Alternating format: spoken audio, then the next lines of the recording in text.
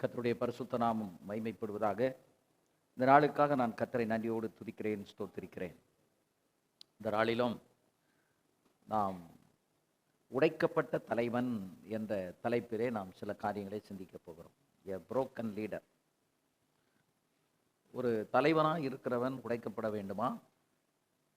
உடைக்கப்பட்டால் தான் தலைவனாக இருக்க முடியுமா? உடைக்கப்படுவதின் அவசியம் என்ன என்று பல கேள்விகள் நமக்குள்ளே எழும்பலாம். ஆனால் வேதத்திலே நாம் உடைக்கப்பட்டவர்கள் தான் மற்றவர்களை உருவாக்குவதற்காக உபயோகப்படுத்தப்பட்டிருக்கிறார்கள் என்பதை வேதத்திலே நாம் பார்க்கிறோம். அதனால தான் உடைக்கப்பட்ட ஒரு அனுபவம் மிக மிக அவசியம். சங்கீதம் 34:18 நம்ம வாசிக்கும் போது, நொறுங்குண்ட இருதயம் உள்ளவர்களுக்கு கர்த்தர் சமீபமாயிருந்து நறுங்குண்ட ஆவி உள்ளவர்களை ரட்சிக்கிறார் அப்படின்னு சொல்லியிருக்கு. சங்கீதம் 34:18. நொறுங்குண்ட இருதயம். இந்த நொறுங்குண்ட இருதயம் அப்படின்னு என்று சொல்லும்போது, நம்முடைய இருதயத்தை நொறுக்குகிற காரியம் எது? எப்படி நம்முடைய இருதயம் நொறுங்குகிறது? இருதயம் தான் ஒரு மனுஷனுடைய முழுமையான ஒரு பெர்சனாலிட்டி அல்லது ஒரு ஆளத்துவத்துக்கு அடையாளமாக சொல்வது இந்த இருதயம்தான். ஒரு மனுஷனுடைய இருதயம் அப்படின்னு சொன்னால் ஒரு மனுஷனுடைய முழுமை என்ற அர்த்தம். அப்போ அந்த இருதயம் ஏன் உடைக்கப்படுது? இந்த உடைக்கப்படுதல் ஒரு குறிப்பிட்ட காலத்தில் உடைக்கப்பட்டு அதுக்கப்புறம் அது நின்று போகுமா? அதுக்கு பிறகு உடைக்கப்பட மாட்டோமா என்றெல்லாம் நாம் கேள்வி கேட்டால், என்னை பொறுத்த அளவிலே கிறிஸ்துவுக்குள் நாம் உயர்ந்து கொண்டு வருவதற்கு ஒவ்வொரு காலகட்டத்திலும் என்ன செய்யப்பட வேண்டும்? உடைக்கப்பட்டு கொண்டே தான் வர வேண்டும். அப்படி வேதத்தில் இருக்கிற சிலரை நாம் பார்க்கும்போது அவர்கள் உடைக்கப்பட்டு கொண்டே தான் வந்தார்கள். ஏன் ஆண்டவர் உடைக்கிறாருங்கிறது தான் அடுத்த நம்முடைய கேள்வி. எதற்காக கர்த்தர் உடைக்கிறார்? முதலாவது, உடைக்கப்படுதல் என்றால் என்ன என்பதை நாம் தெரிந்து கொள்ள வேண்டும். அது ஒரு சத்தியம். அது நமக்கு அவசியமான ஒரு சத்தியம். What is brokenness? உடைக்கப்படுதல் என்றால் என்ன? உலகத்தில் ஒரு பொருள் உடைஞ்சு போச்சு அப்படின்னா அதை எடுத்து குப்பையில் தூக்கி எரிஞ்சிருவோம். அந்த பொருளை நாம் பயன்படுத்த முடியாது. அப்போ உடைக்கப்பட்ட பொருள் எங்கே போயிடும்? குப்பைக்கு போயிடும். ஆனால் கிறிஸ்தவ உலகத்தில், இப்போ ஒரு உலகத்தில் ஒரு மனுஷன் அப்படியே சில பிள்ளைகள் இறந்ததுனால உடைக்கப்பட்டு அப்படியே ஒன்றில்லாமலே போன நபர்களை நான் பார்த்துருக்கிறேன். புருஷனை இழக்க கொடுத்த ஸ்திரீ அதுக்கப்புறம் ரிவைவாகி மேலே வர்றது ரொம்ப கடினமாக இருந்து அப்படியே ஒன்றில்லாமலும் போயிருக்கிறாங்க. இருக்கடம் தெரியாமலே அப்படியே போயிருக்கிறாங்க. அதுபோலவே ஒரு தகப்பன் இறந்த பிறகு ஒரு குடும்பமே ஸ்தம்பிச்சு அப்படியே வெளியில் கிரியை செய்யாமல் அப்படியே அழிந்து போனதை பார்த்துருக்குறோம். ஒரு கட்சியினுடைய தலைவன் மரித்த பிறகு அந்த கட்சியை என்ன செஞ்சிருக்கு? அது இல்லாமலே போயிருக்கு. இப்படி நிறைய உலக பிரகாரமாக உடைக்கப்படுதல் என்பது அது உருவழிந்து போகிற ஒரு விஷயமாக நாம் நிறைய பார்க்கிறோம். அரசியல் இருந்தாலும் சரி, மதத்தில் இருந்தாலும் சரி, அல்லது உலகப்புறமான ஒரு பொருளாக இருந்தாலும் சரி, உடைஞ்சு போச்சுன்னா அது அவ்வளோதான். அதை எடுத்து எங்கே போடணும்? குப்பையில் போடணும் அப்படிங்கிறது தான் தத்துவம். ஆனால் ஆவிக்குரிய உலகத்தில் அதுக்கு நேர் மாறாக செயல்படுகிறதை பார்க்கிறோம். ஆவிக்குரிய உலகத்தில் ஒரு மனுஷன் எவ்வளவு உடைக்கப்படுகிறானோ அவ்வளவுக்கு அவன் உருவாக்கப்படுகிறான். உடைக்கப்படாமல் என்ன செய்ய முடியாது? உருவாக்க முடியாது. எல்லாரும் நல்ல வாழ்க்கையில் ஒரு உயர்ந்த நிலையில் ஊழியத்தில் வந்தவங்க எல்லாருமே சொல்லுவது என்ன அப்படின்னா, உடைக்கப்படாமல் உருவாக்கப்படவே முடியாது. உருவாக்கப்படுவதற்கு முன்பும் உடைக்கப்படணும், உபயோகப்படுத்தப்படுவதற்கு முன்பும் உடைக்கப்படணும். உடைக்கப்படுவது எதுக்காகன்னா, ஒன்று உருவாக்குவதற்காக, இரண்டு உபயோகப்படுத்தப்படுவதற்காக, மூன்றாவது உயர்த்தப்படுவதற்காக. மூன்று நிலைகளுக்கும் உடைக்கப்படுதல் அவசியம். முதல்ல உருவாக்கப்படுவதற்கு, இரண்டாவது உபயோகப்படுத்தப்படுவதற்கு, மூன்றாவது உயர்த்தப்படுவதற்கு. இந்த மூன்று நிலைகளுக்குமே உடைக்கப்படுதல் அவசியமாக காணப்படுகிறது.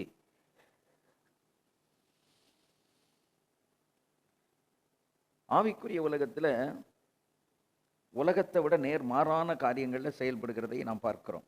உடைக்கப்பட்ட பின்புதான் ஒருவனை கர்த்தர் அதிகமாக அவர் உபயோகப்படுத்துகிறார். அப்படியானால் எதற்காக மனுஷன் உடைக்கப்படணும்?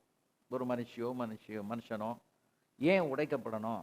உடைக்கப்படுவதனுடைய அவசியம் என்ன என்று நாம் பார்த்தால், முதல்ல உடைக்கப்படுதல் என்றால் என்னன்னு நாம் பார்த்தோம்னா, ஒரு மனிதன் உடைக்கப்படும் போது தான் அவன் தன்னுடைய தேவனுக்கு முன்பதாக தன்னை தாழ்த்துகிறான். தாழ்மை வருவதற்கு உடைக்கப்படுதல் அவசியமா இருக்கு. ஒருத்தனை உடைக்கப்படும் போது தான் அவன் he humble himself before God. Humbling ஒரு ஹம்பிள்னஸ் எப்படி நமக்குள்ள வரும் அப்படின்னா உடைக்கப்படும் போது. இரண்டாவது, தன்னுடைய பலவீனத்தை உணர்வது. நான் ஆஃப்டரால் ஒரு மனுஷன், என்னால் என்ன செஞ்சிட முடியும் அப்படின்னு சொல்லி ஒரு மனிதன் தன்னுடைய பலவீனத்தை உணர்ந்து அறிக்கையிட வேண்டுமானால் அவன் என்ன செய்யப்பட வேண்டும்? உடைக்கப்பட வேண்டும். ஸோ தாழ்த்துவதற்கும் தன் பலவீனத்தை உணர்வதற்கும் தன்னுடைய இயலாமை, என்னால் இதுக்கு மேலே ஒன்றும் செய்ய முடியாது, எல்லாம் நீ ஆண்டவர் தான் செய்யணும் அப்படின்னு ஆண்டவர் கையில் ஒப்பு கொடுக்கறதுக்கு, தன்னுடைய இயலாமையை அறிக்கை செய்வதற்கு, உணர்வதற்கு அவன் உடைக்கப்படணும். உடைக்கப்படுதல் என்றால் என்ன? ஒரு மனிதன் தன்னை கிறிஸ்துவுக்கு முன்பு தாழ்த்துவது. தரம் மட்டும் தாழ்த்துறது தான் என்னது? உடைக்கப்படுதல். அதே மாதிரி தன்னுடைய பலவீனம். சிலர் காலரை தூக்கி விட்டு, நான் யார் தெரியுமா, என்னால் அதை சாதிக்க முடியும் என்றெல்லாம் கெத்து காட்டிக்கிட்டு இருப்பாங்க. இந்த கெத்து காட்டுறவங்களுக்கு ஏதாவது ஒரு உடைவதற்குரிய ஒரு நிலை வந்து விட்டது என்றால், அதுக்கப்புறம் அவங்க அந்த கெத்து காட்டவே மாட்டாங்க. நான் ஒன்றும் இல்லைன்னு அவங்க அதை அறிக்கை பண்ணுவாங்க. ஏன்னா நான் ஒரு பலவீனன், என்னால் ஒன்றும் செய்ய முடியாது அப்படிங்கிற நிலைக்கு அவங்க வந்துடுவாங்க. எது இல்லை, அது பலவீனம். மனிதன் பலவீனமானவன், அவனால் பெரிய காரியம் ஒன்றும் செய்ய முடியாது. ஆண்டவர் கூட இருந்தால் செய்யலாம், இல்லைன்னா செய்ய முடியாது. அப்போ ஒரு காரியத்தில் ஒரு தோல்வி ஏற்பட்டு அல்லது நொறுக்கப்பட்டு ஒன்றும் இல்லாமல் போய் இழந்து போன பிறகுதான் அவன் நினைப்பான், ஐயோ என்னால் ஒன்றும் செய்ய முடியலை அப்படின்னு தன் பலவீனத்தை நினைப்பான். காசு இருக்கும்போது, புகழ் இருக்கும்போது பலவீனத்தை நினைக்க மாட்டான். அவன் கெத்து காட்டிக்கிட்டு இருப்பான், என்னால் சாதிக்க முடியும்னு நினைப்பான். ஆனால் பணத்தெல்லாம் செலவழிச்சிட்டு எல்லாம் அந்த எலெக்ஷனில் நின்று எல்லா பணத்தையும் தோத்துட்டு இருப்பாங்க பாருங்க. அதுக்கப்புறம் தெருவில் கூட நடமாட மாட்டாங்க. எங்கே ஆளே காணோன்னா ஆள் இல்லை. ஏன்னா அவர் பொண்டாட்டியினுடைய தாலியை அடை வச்சிருப்பாரு, சொத்தை கொஞ்சம் விற்றுருப்பாரு, அங்கங்கே வட்டிக்கு கடன் வாங்கியிருப்பாங்க. இப்போ எல்லாம் அவ்வளோ பணத்தையும் கொண்டு எதில் போட்டாச்சு? எலெக்ஷனில் போட்டாச்சு. எலெக்ஷனில் போடுறதுங்கிறது ஓடுற தண்ணியில் பணத்தை போட்ட மாதிரி தான். அதுக்கப்புறம் என்ன செய்ய முடியாது? எழும்பவே முடியாது. நீங்கள் எத்தனையோ பேர், நூற்றுக்கணக்கான பேர் எல்லாத்தையும் இழந்து இப்போ அவங்களே இருக்கிற இடம் தெரியாமல் போயிட்டாங்க. வீடு சொத்து எல்லாத்தையுமே இழந்துட்டாங்க. எல்லாம் இழந்து இன்னைக்கு அவங்க நடுத்தருவில் நிற்கிறாங்க. அது மாதிரி இன்னும் பல கட்சிகள் தோன்றதில்ல. அதில் போய் ஒரு நப்ப ஆசையில் போய் என்ன செய்வாங்க, அதில் போய் ஈடுபட்டு எல்லாம் செஞ்சு எல்லா பணத்தையும் செலவழிச்சிட்டு கடைசியில் ஒன்றும் இல்லாமல் ஊருக்கழிந்து போயிடுவாங்க. அதுக்கப்புறம் அவன் குடும்பமும் எழும்பாது, அவன் சந்ததியும் எழும்பாது, அவன் ஒன்றுமே எழும்ப மாட்டான். அதெல்லாம் ஒன்றும் எடுக்கவும் முடியாது, ஒன்றும் செய்ய முடியாது. அது போய் அங்கே பார்த்த வெளியிலேருந்து எடுத்துடலாம் வச்சல. இப்போ ஊழியத்துலேயும் அப்படி போவாங்க. ஆனால் அங்கே போய் எல்லாத்தையும் இழந்தவொன்னே அவன் உடஞ்சி, உயிர்தையும் உடஞ்சி அப்படியே ஒரு இடத்துல உட்காந்துருவான். வேலைக்கு கூட போக முடியாது. ஏன்னா அந்த நினைவுகள் அவனை உறுத்திக்கிட்டே இருக்கும். யாருக்கு? எல்லாருக்கும் ஸ்பான்சர் கிடையாதுப்பா சார். எல்லாருக்கும் ஸ்பான்சர் பண்ணவும் மாட்டாங்க. ஸ்பான்சர் பண்ணுறவங்களுக்கு தான் பண்ணுவாங்க. இப்போ நீங்கள் வலுவான ஒரு ஆட்சியில் இருக்கிறீங்கன்னா உங்களுக்கு பண்ணுவாங்க. இல்லை வலுவான ஒரு எதிர்க்கட்சியாக இருந்தால் இவங்களும் நாளைக்கு வந்தால் இவங்க தயவு வேணுமே அப்படிங்கிறதுக்காக அவங்க கொடுப்பாங்க. கொடுக்கறதுல கொஞ்சத்தை செலவு பண்ணுவாங்க, கொஞ்சத்தை சேமிப்பாங்க. அதுக்குள்ளே நிறைய காரியங்கள் இருக்குது. அது அந்த விதத்தில் போனால் தான் அவங்க எழும்ப முடியும், இல்லைன்னா எழும்ப முடியாது. ஆனால் ஆவிக்குரிய உலகத்தில் ஒரு தலைவனாக உருவெடுத்து வருவதற்கு முன்பு அவனை கர்த்தர் புடமிடுகிறார். உடைக்கப்படுதல் என்பதற்கு இன்னொரு அர்த்தம் சொன்னால் புடமிடுதல். அந்த புடமிட்டு அவனை எப்படி புடத்தில் கொண்டு வச்சு சுத்த பொன்னாக கர்த்தர் மாற்றுகிறாரோ அதுபோல் நம்முடைய வாழ்க்கையிலையும் ஒரு புடமிடுதல் இருந்து கொண்டே இருக்கும். அந்த புடமிடுதலில் என்ன ஆகுதுன்னா, நீங்கள் புடமிடும்போது முதல்ல அது சூடாக்கப்படுது, அதில் இருக்கிற களிம்பு எல்லாம் நீக்கப்படுது. அப்போ ஒரு தலைவனாக ஒருவன் வரணும் அப்படின்னு சொன்னால் கர்த்தர் அவனை முதல்ல உடைக்கிறாரு. உடைக்கப்படுதல் என்றால் என்ன அப்படின்னு கேட்டிங்கன்னா, கர்த்தருக்கு முன்பதாக நான் ஒன்றுமே இல்லை, நான் நிற்கதியான மனிதன், என்னால் எதுவுமே செய்ய முடியாது என்று தன்னை அவன் தாழ்த்துவது தான் என்னது உடைக்கப்படுதல். அந்த உடைக்கப்படும் போது தான் இன்னொன்று சொன்னால் அவன் சுயத்துக்கு சாகிறது தான் உடைக்கப்படுதல். டையிங் டு ஹிஸ் செல்ஃப், தன்னுடைய சுயத்துக்கு. ஏன்னா எல்லாருக்குமே என்னால் ஒன்று செய்ய முடியும் அப்படிங்கிற ஒரு மமதையான அகந்தையான எண்ணம் எல்லாருக்கும் இருக்கும். விசுவாசிக்கும் இருக்கும், ஊழியக்காரங்களுக்கு இருக்கும், தலைவர்களுக்கு இருக்கும், எல்லாருக்கும் இருக்கும். ஆனால் சில சூழ்நிலைமைகளை கர்த்தர் நம்மை நடத்தும் போது தான் நம்மளால் ஒன்றும் கிடையாது அப்படிங்கிறத எல்லாருமே நான் உணர்ந்து கொள்வோம். கொரோனா வந்தது. கொரோனா வந்த நேரத்தில் நீங்கள் பார்த்தீங்கன்னா எப்பேற்பட்ட மனுஷனுமே ஆடி போயிட்டான். அதுலேயும் பெரிய சர்ச் வச்சுருந்தாங்கல்ல, ஆயிரக்கணக்கான ஜனங்கள், அவங்க தான் அதில் ஆடி கிடுகிடுத்து ஒன்றும் இல்லாமல் போனது.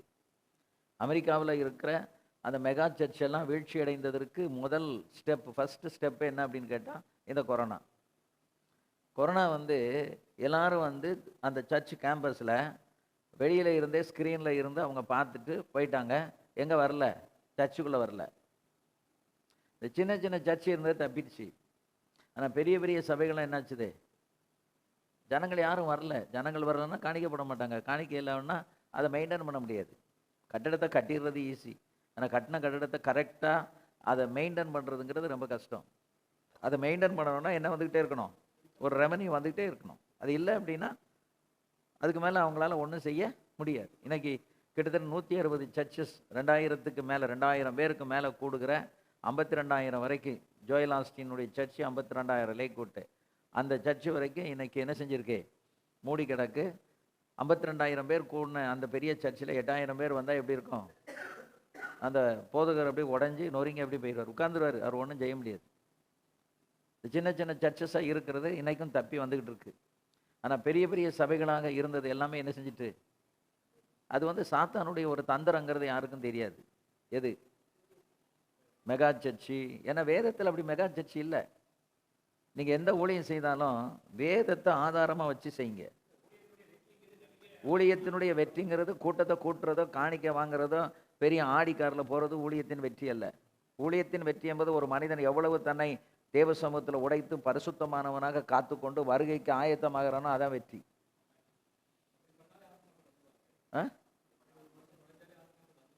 ஆத்துமாக்கள் வர்றதை பற்றி நீங்கள் கவலைப்பட வேண்டாம். உங்களுக்கு தேவையான ஆத்துமாக்களை கர்த்தர் கொண்டு வருவார். உடைக்கப்பட்டாலும் ஆத்துமாக்கள்லாம் வரமாட்டாங்க. நீங்கள் பரிசுத்தம் அடைந்து கர்த்தரோட நெருங்குவீங்க. நீங்கள் பரலோகம் போகிறதுக்கு தகுதி ஆவீங்க. உங்களுக்குள்ள இருக்கிற சுயம் வந்து உடையும். நான் ஒரு பொருட்டு அப்படின்னு நினச்சிட்டு இருக்கான்ல ஊழியக்காரன், அதெல்லாம் ஒன்றும் இல்லைன்னு அவன் நினச்சி நான் ஒன்றுமே இல்லைங்கிற இடத்துக்கு அப்படி வந்துடுவான். ஏன்னா மனுஷனுடைய நிலை வந்து என்னங்கிறது அப்போ தான் புரியும். ஒரு நிற்கதியான அது அந்த கொரோனாவில் எப்பேற்பட்ட மனுஷனும் ஆடி போயிருப்பான். என் அனுபவத்தை நான் சொல்கிறேன். ஒரு 25 நாள் சூரிய வெளிச்சத்தை பார்க்காம ஒரு அறைக்குள்ளே பூட்டி கிடந்தால் எப்படி இருக்கும்? அதை விட ஒரு மனுஷன் உடைக்கப்படுவதற்கு வேற ஒன்றும் செய்ய வேண்டாம். ராஜன் வந்து டிஸ்சார்ஜ் பண்ணியாச்சு. ஆனால் டாக்டர் சொல்கிறார் நீங்கள் வீட்டுக்கு போகக்கூடாது.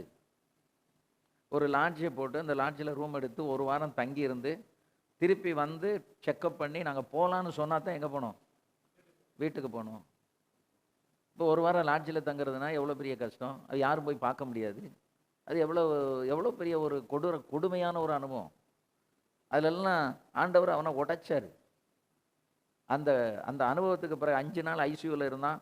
அது அந்த ஐசியூவில் இருந்து மரிக்கும் தருவாய்க்கு போய் கர்த்தர் உயிர்ப்பித்தார். அப்போ தான் அவனுக்கு நிறைய ஊழிய திட்டங்களை கர்த்தர் கொடுத்துருக்காரு. அந்த நிலைமையில் இருக்கும்போது தான் அவன் சொல்கிறான், எனக்கு ஏகப்பட்ட வருங்கால திட்டங்களை குறித்து கர்த்தர் எனக்கு வெளிப்படுத்தினார். அப்போ உடைக்கப்படுறது எதுக்காக? மைக்கில் பேசுங்க. மைக் என்னாச்சு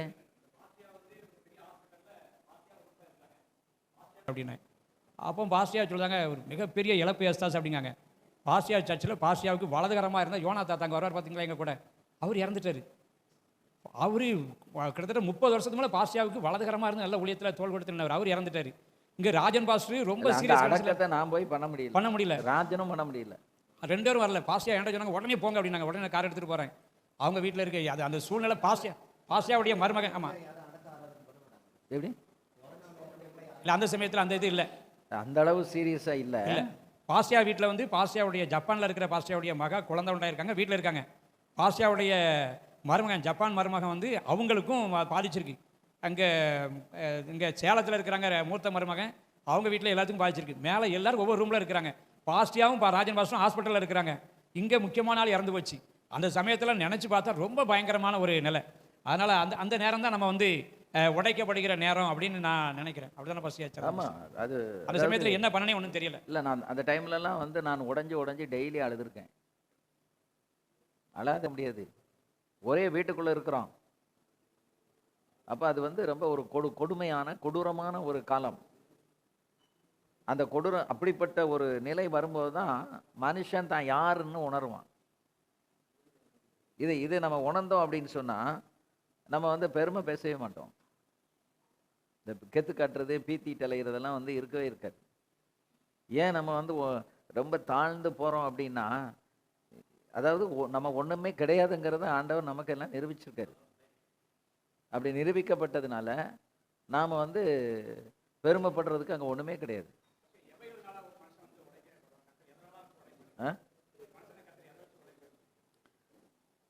எதை வச்சு உடைப்பாருங்கிற கேள்வியை விட ஏன் உடைக்கிறாருன்னு கேளுங்க. அதுதான் நம்ம பார்க்க வேண்டிய முக்கியமான ஒரு காரியம். ஒரு மனுஷனை ஏன் உடைக்கணும்? அவன் ஏன் உடைக்கப்படணும்? உடைக்கப்படுறதுக்கு அவசியம் என்ன? உடைக்கப்படாம இருக்க முடியாதா?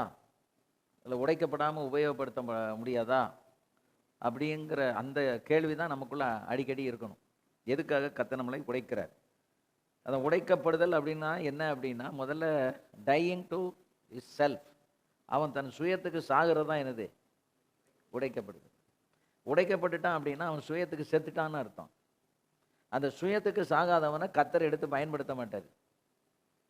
அதுதான் நமக்கு அந்த இந்த சுயத்துக்கு சாகிறது அப்படிங்கிறது வந்து எப்பவுமே இருந்துகிட்டு இருக்குமான்னா, எப்பெல்லாம் கர்த்தர் உங்களை ஒரு நிலையில உயர்த்த நினைக்கிறாரோ அப்பெல்லாம் வந்து அதுக்கு நீங்க தகுதியா இல்லை, நான் தகுதி இல்லைன்னா என்னையும் கர்த்தர் உடைப்பார்.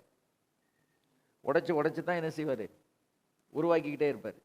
ஏன்னா உடைக்கப்படாமல் என்ன செய்ய முடியாது? சுயம் மேலெழும்பி நிற்கும் போது கர்த்தரால் அந்த மனுஷனை உபயோகப்படுத்தவே முடியாது. எப்போ அவனுடைய சுயம் வந்து அழியுதோ அப்போ தான் என்ன செய்ய முடியும்? அவன் வந்து அடுத்த கட்டத்துக்கு உபயோகப்படுத்தப்படுவான். அப்போ உடைக்கப்படுதல் என்பது தேவனுக்கு முன்பாக நம்மை தாழ்த்துவது, நமது பலவீனத்தை உணர்வது, தன்னுடைய இயலாமையை நினைத்து கதறுறது. எனக்கு ஒன்றும் முடியாது, என்னால் ஒன்றும் செய்ய முடியாது என்று தன் இயலாமையை நினைத்து கதறுகிறான் பாருங்க, அதுதான் என்னது? உடைக்கப்படுதல். அடுத்து அறியாமை. நமக்குள்ள சில அறியாமை இருக்கும், புரிந்து கொள்ள முடியாத ஒரு நிலை இருக்கும். அந்த புரிந்து கொள்ள முடியாத நிலை அல்லது அறியாமை, இந்த அறியாமைகளில் ஆண்டவர் நம்மளை உணர வச்சு நமக்கு தெரிஞ்சது இவ்வளவுதான் அப்படின்னு சொல்லி உணர வைக்கிறது தான் என்னது? உடைக்கப்படுதல். அடுத்து நமக்குள்ள ஒட்டி இருக்கிற சில பாவம், ஏதாவது சில பாவங்கள் கர்த்தருக்கு பிரியமில்லாத நம்மகிட்ட நம்ம நாலேஜுக்கே தெரியாமல் நெஞ்சுக்கிட்டு இருக்கோம், ஒட்டிக்கிட்டு இருக்கோம். அப்போ அந்த பாவத்தை எல்லாம் உடைச்சி தூரம் எடுக்கணும் அப்படின்னு சொன்னால் அப்போ நமக்கு என்ன செய்யணும்னா, இந்த உடைக்கப்படுதல் இருந்தால் தான் எது நம்மளை விட்டு விலகும்? பாவம். அடுத்தது உணர்வை கொடுக்கும், ரியலைசேஷனை கொடுக்கும். உடைக்கப்படும் போது தான் ஒரு மனுஷனுக்குள்ள ஆவியானவர் இருந்தார்னா, இப்போ ஏன் கர்த்தர் இந்த உடைக்கப்படுகிற பாதையின் வழியாக கர்த்தர் நடத்தி கொண்டு போகிறார் என்பதை உணரச் செய்வார். ஆவியானவர் இல்லை, ஆவியானவர் அவனை விட்டு ஒரு ஊழியக்காரனை விட்டு தூரம் போயிட்டாரு, ஒரு விசுவாசியை விட்டு போயிட்டாரு அப்படின்னா அவங்களுக்கு ரியலைசேஷன் வரவே வராது, உணரவே முடியாது. தப்பு செய்தவங்க கூட நான் என்ன தப்பு செய்தேன்னு கெத்து பேசிக்கிட்டு இருப்பாங்களே ஒழிய, ஆமாம் நான் செய்தது தவறு என்று அந்த உணரும் நிலை அவனுக்கு வராது. ஆனால் அவன் உடைக்கப்படும் போது அவன் எந்த நிலைக்கு வந்துடுறான்? தன்னுடைய காரியத்தை அவன் உணர்கிற ஒரு நிலை அவனுக்கு வரும். அடுத்து நம்முடைய தேவைக்கு வந்து நம்ம ஆண்டவரை டிபெண்ட் பண்ணி இருக்க மாட்டோம். நம்ம யாரை டிபெண்ட் பண்ணியே இருப்போம்? நம்மளையே நம்ம சுயத்தை அல்லது மனுஷ செல்வாக்கு இந்த காரியங்களையே நம்ம என்ன செய்வோம்? சார்ந்து நிற்போம். ஆனால் எல்லாமே தோல்வி அடைந்து போய் ஒரு மனுஷனுமே நமக்கு உதவி செய்யலை, ஒரு மனுஷனும் நமக்கு யாரும் முன் வந்து எந்த ஹெல்ப்பும் பண்ணலை அப்படின்னுங்கிற ஒரு நிலை ஏற்படும் போது அப்போ தான் நம்ம என்ன செய்வோம் அப்படின்னா, முழுமையாக யாரை நம்புவோம்? கர்த்தரை நம்புவோம். ஏன்னா இனி கர்த்தரால் தான் இது முடியும், இது மனுஷனால் முடியாது அப்படிங்கிற இடத்துக்கு வரும்போது தான் யாரை நம்புவோம்? முழுமையா கர்த்தரை. இன்னும் சொல்ல போனா உடைக்கப்படுதல் என்பது சுயத்தை உடைத்தல், சுயத்துக்கு மரித்து 100% டோட்டலா தேவனை சார்ந்து கொள்வது தான் என்னது? உடைக்கப்படுதல். சுயம் உடைக்கப்படுறது தான். முழுமையாக தேவனை சார்ந்து இருப்பதை உணர்கிற ஒரு ஆன்மீக நிலைதான் இந்த உடைக்கப்படுதல். தேவன் உபயோகப்படுத்துவதற்கு ஆயத்தமாக்கும் ஒரு நிலைதான் உடைக்கப்படுதல். ஒரு மனுஷனை உபயோகப்படுத்துவதற்கு முன்பதாக அவனை என்ன செய்கிறார்? உடைக்கிறார். அப்படி உடைக்கப்பட்ட பிறகுதான் அவனை அந்த காரியத்துக்கு தகுதி என்று கண்டு அவனை பயன்படுத்துகிறார். உடைக்கப்படும் படுதல் என்பது ஒரு குறிப்பிட்ட காலம் மாத்திரமா அல்லது வாழ்நாள் முழுவதும் உடைக்கப்பட்டு கொண்டுதான் இருக்க வேண்டுமா என்கிற ஒரு கேள்வி எழும்புகிறது. என்னை பொறுத்தளவில் என்னுடைய அனுபவத்திலிருந்து ஒவ்வொரு நிலையிலையும் கர்த்தர் நம்மை உயர்த்தும் போது அதுக்கு நம்மை தகுதிப்படுத்துகிற ஒரு வேளை வரும். அந்த தகுதிப்படுத்துகிற வேளையில கர்த்தர் என்ன செய்றாரு? நம்மளை உடைக்கிறார். இப்போ நான் அடிக்கடி உங்களுக்கு நான் சொல்லியிருக்கேன், இன்றைக்கு உங்களுக்கு முன்பதாக நான் நிற்பதற்கு எனக்கு என் தகுதி என்ன, படிப்பு அதெல்லாம் ஒன்றும் கிடையாது. உடைக்கப்பட்டதுதான் தகுதி.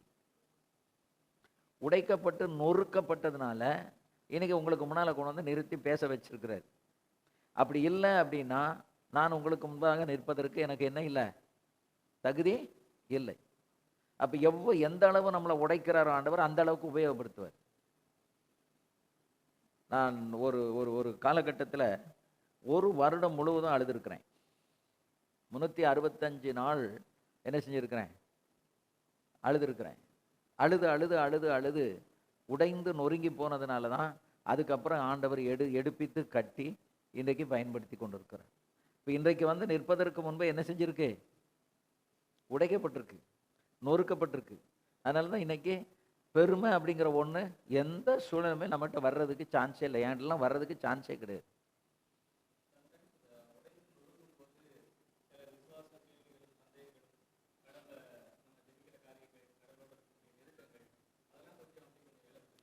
உடைக்கிறதே கர்த்தர்ட்ட நெருங்கிறதுக்கு தான். சரியான ஸ்பிரிச்சுவல் மேனாக இருந்தால் உடைக்கப்படும் போது கர்த்தரோட நெருங்குவான். அவன் அறகுறை ஸ்பிரிச்சுவலாக இருந்தால் அல்லது அவன் ஒரு சரியான ஒரு ஸ்பிரிச்சுவல் மேன் இல்லை அப்படின்னா இதை மாதிரி உடைக்கப்படுதல் ஏற்படும் போது அவன் கர்த்தரை விட்டு விலகி போயிடுவான். நஷ்டங்களும் கஷ்டங்களும் வேதனையும் சஞ்சலங்களும் இழப்புகளும் வரும் பொழுது ஆவிக்குரியவன் ஒரு ஆழமான அனுபவத்துக்குள்ளே போயிடுவான். அதுதான் ஆண்டவரோட நெருங்கிறது.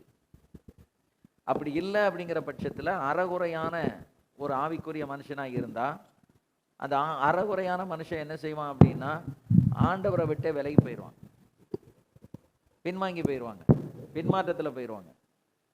ஏன்னா அவங்களுக்கு அதை ரியலைஸ் பண்ண முடியாது. நீங்கள் நினைக்கிற மாதிரி ஆவிக்குரிய ஜீவியங்கிறது நம்ம ஏதோ ஒரு படம் காட்டிக்கிட்டு போகிற ஒரு நிலை அல்ல. இன்னைக்கு பெந்தகோஸ் எப்படியோ இருக்க வேண்டிய ஊழியக்காரங்க, எப்படியோ இருக்க வேண்டிய திருச்சபைகள் எல்லாம் இன்னைக்கு ஒளியும் இல்லாமல் வல்லமையும் இல்லாமல் ஏதோ ஒரு பிழைப்புக்கு அடுத்த அலுவலில் சிக்கி கொண்ட மாதிரி ஒரு நிலை இருப்பதற்கு காரணம் என்ன அப்படின்னா அதனுடைய உண்மையான நிலையை உணராது இருப்பது. ஸ்பிரிச்சுவாலிட்டி, ஆவிக்குரிய ஒரு ஜீவியம்னா என்ன, ஆவிக்குரிய ஊழியம்னா என்ன, நித்திய ஜீவன்னா என்ன, இதெல்லாம் நம்ம என்ன செய்யறதில்ல, உணர்கிறது இல்லை, அறியலை. அது அறியாமையின் வெளிப்பாடு தான் இதெல்லாம். ஆனால் இதெல்லாம் சரியான விதத்தில் நம்ம அறிந்து கொண்டால் எந்த மனுஷனும் தன்னை உயர்த்தவே மாட்டான். எவ்வளவுக்கு தன்னை தாழ்த்த முடியுமோ அவ்வளவுக்கு அவன் தன்னை தாழ்த்தி கொண்டே இருப்பானே ஒழிய அவன் என்ன செய்ய முடியாது, தன்னை உயர்த்த மாட்டான். ஏன்னா தன்னைத்தான் உயர்த்துகிற எவனும் தாழ்த்தப்படுவான். அது ஆண்டவரை தாழ்த்திடுவார். நான் கிட்டத்தட்ட 55 வருஷமா இந்த ஆவிக்குரிய உலகத்தில் சஞ்சரித்து கொண்டு இருக்கிறேன். அரை நூற்றாண்டு தாண்டி விட்டது. இதில் உடைக்கப்படாதவர்கள், உடைக்கப்பட்டவர்கள், உபயோகப்பட்டவர்கள், உயர்த்தப்பட்டவர்கள், உருவாக்கப்பட்டவர்கள், நான் எல்லாரையும் பார்த்துக்கிட்டே இருக்கிறேன். இதற்கு நடுவில் உடைக்கப்படாமல் உருவாக்கப்படாமல் ஊழியத்தில் இருந்து அவர்களையும் ஏதோ ஒரு விதத்தில் அவர்களும் உயர்த்தப்பட்டு கடைசியில் பார்க்கும்போது ஒன்றும் இல்லாத ஜீரோவில் தான் கடைசி நிலையில் இருக்கிறாங்க. தலைவர்களில் இருந்து ஊழியர்கள் இருந்து எல்லா மட்டத்திலையும் சரி. அதே மாதிரி தான் விசுவாசிகளுடைய நிலையும். ஏன் அப்படின்னா அவங்களுக்கு இதை புரிந்து கொள்ளக்கூடிய அந்த தன்மை இல்லை. குடும்பத்தில் ஒரு ஆள் இறந்து போனால் அதுக்கு மேலே அவங்களால எழுப்பி நிற்க முடியாத சூழ்நிலைமை. ஏன்? அந்த ஆவிக்குரிய ஜீவியத்தில் ஆழம் இல்லை. பாஸ்டர் ஜான் ரோஸ் கன்வென்ஷனில் பிரசங்கம் பண்ணிட்டு இருக்காரு, ஃபுல் காஸ்பல் ஃபவுண்டர். ஒருத்தர் வந்து சொல்றாரு, உங்கள் மகா வாலிப பிள்ளை இறந்து போயிட்டா. அவர் சொல்றாரு, சரிப்பா, அது இப்போ என்கிட்ட வந்து ஏன் சொல்கிறேன், அவங்க அம்மா அங்கே இருக்காங்களா, நீங்கள் எல்லாரும் சேர்ந்து அடக்கம் பண்ணுங்க. நான் கன்வென்ஷனை விட்டு வர முடியுமா? நான் கன்வென்ஷனை முடிச்சு திங்கக்கிழமை நான் வர்றேன். ஏன்னா அப்போ ஃபோன் வசதியெல்லாம் கிடையாது. அப்போ கன்வென்ஷனில் பிரசங்கம் பண்ணிக்கிட்டு இருக்கிற ஒருவர், நீங்கள் போய் அடக்கம் பண்ணுங்க, அதுக்கப்புறம் நான் வந்து பார்க்குறேன் அப்படின்னு சொல்லணும்னா அவர் எவ்வளவு ஆழமான அனுபவம் உள்ளவராக இருந்திருக்கணும். இரண்டாவது, மகளை இறக்க கொடுத்துட்டு தொடர்ந்து 2 நாள் அடுத்து கன்வென்ஷனில் பிரசங்கம் பண்ணணும், அவருக்கு பிரசங்கம் வரணும் அப்படின்னா அவர் எவ்வளவு ஆழமான அனுபவம் உடையவராக இருந்திருந்தால் பிரசங்கிக்க முடியும். அதான் the depth of the spiritual life of a spiritual man. ஒரு ஆவிக்குரிய மனிதனுடைய ஆழம் எதில் தெரியும் அப்படின்னா, அவன் உடைக்கப்படும் போது, உடைக்கப்படுவதற்கு ஏதுவான நிகழ்வுகள் நடக்கும்போது, அதில் தான் அவன் வந்து உண்மையான ஸ்பிரிச்சுவல் மேனா இல்லையாங்கிறது அதில் தான் தெரியும். இதெல்லாம் வந்து இன்றைக்கி நம்மளால் ஜீரணிக்கவே முடியல. இன்றைக்கி நாம் அப்படி இருப்போமா? நான் இதெல்லாம் பார்த்து பார்த்து வளர்ந்து வந்தவன்.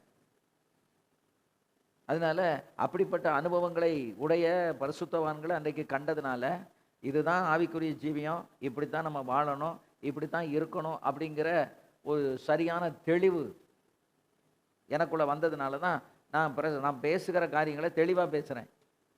ஒளிவு மறைவு இல்லாமல் இதுதான் அப்படிங்கிறத தெளிவாக நம்ம பேசுறதுக்கு காரணம் என்ன அப்படின்னா, நம்ம கண்ணுக்கு முன்னால் இருந்த பரிசுத்தவான்கள் எப்படிப்பட்டவர்களாக இருந்திருக்கிறார்கள்?